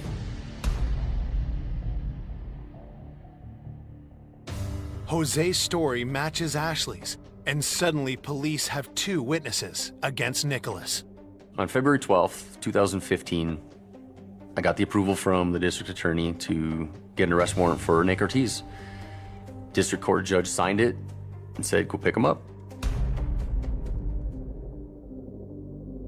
Just like before, Nicholas remains uncooperative. So I brought him in a copy of the criminal complaint. There were 5 total charges on the criminal complaint that I gave him. He said, I don't agree with 2 of these charges on here. And there were only 2 charges that were different from murder. So it's an admission to me. I knew I had him at that point. It was him. With Nicholas taken into custody, detectives finally have some news for the Ortiz family. I absolutely was shocked when the police said he had done this. I didn't think I have ever known anybody in my life who could do something like that brutal. I've never met anybody that could hurt people so grossly. It didn't make sense because that was not at all his personality when he lived with us. People were in disbelief. As a pastor, it was hard for me to even fathom the fact that a young man like this could do something so tragic, this gruesome. On June 15th, 2015, Nicholas goes to trial for massacring the Ortiz family. Nick was a minor at the time.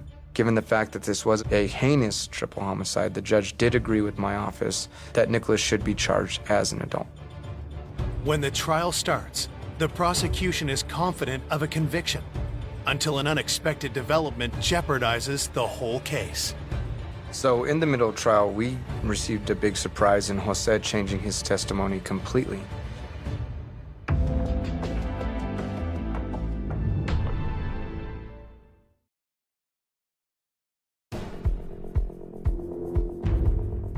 Nicholas Ortiz alone stands accused of a savage triple murder. His 2 former friends are taking plea bargains to testify against him. But just as prosecutors think it's a cut-and-dry case, the unexpected happens. So in the middle of trial, we received a big surprise in Jose changing his testimony completely, pointing at Ashley as the individual who instructed them to kill the family. Originally, the plan was to rob the Ortiz family, but according to Jose, Ashley had something more sinister in mind. Jose Roybal testified that Ashley said, why don't you just kill them? It's a stunning statement, which the defense denies. The case agent said, well, she said she didn't say that.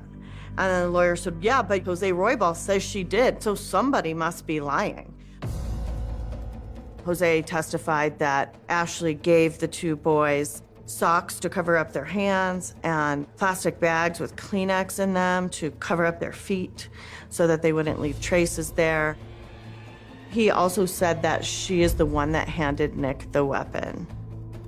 According to Jose, in the early hours of June 19th, 2011, Ashley tells Nicholas and Jose it's time to put her unthinkable plan into action. Ashley takes Jose and Nick to the Ortiz house, drops them off. Jose got scared. He left. He ran home. Nick went towards the house. He knocks on the back door. Lloyd Ortiz gets up out of bed. When he opens it, he's attacked by Nicholas with the pickaxe. He didn't stop there. He went into the house and struck Dixie twice in her temple on the right side of her head with the pickaxe. Nicholas moved on to the kitchen, looking for the money, but he found Stephen instead. Recognizing who is in his house, Stephen puts up a fight. Nick delivers 17 blows to his head and body and kills him.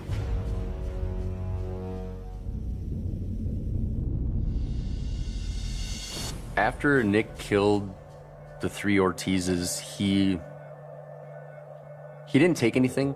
He got scared, so he just left. He walked out the door and called Ashley.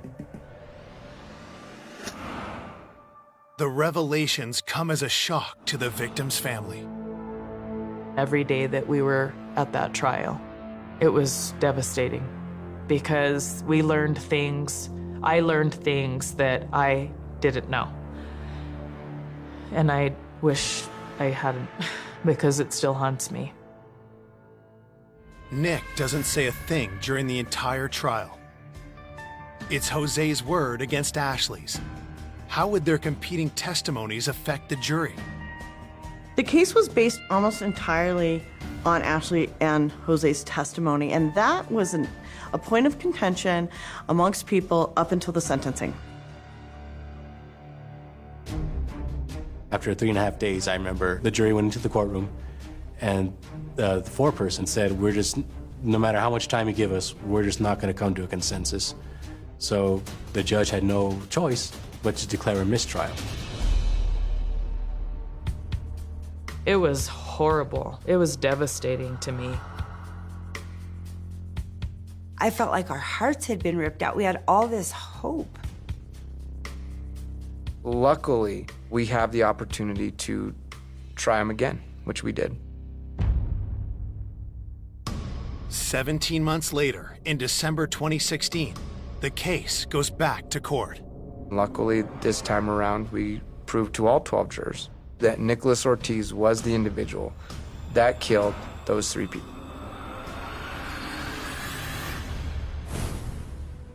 On October 28, 2019, Nicholas is sentenced to 25 years in prison.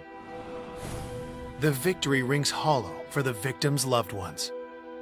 What that felt like to me was each victim, my mom, my dad, and my brother, was only worth 8 years each. That's exactly what that is. It's a joke. That's not justice. He's gonna do probably 12 to 15 years. No way. No way. Ashley Roybal received a 20-year sentence. 6 years of that was suspended, so 14 years of incarceration.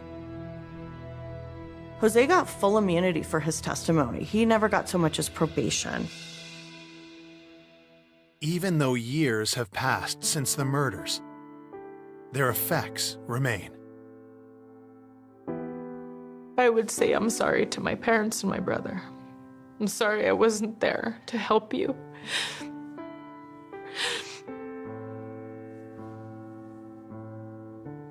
So I would say I love you and I miss you and I'm so sorry.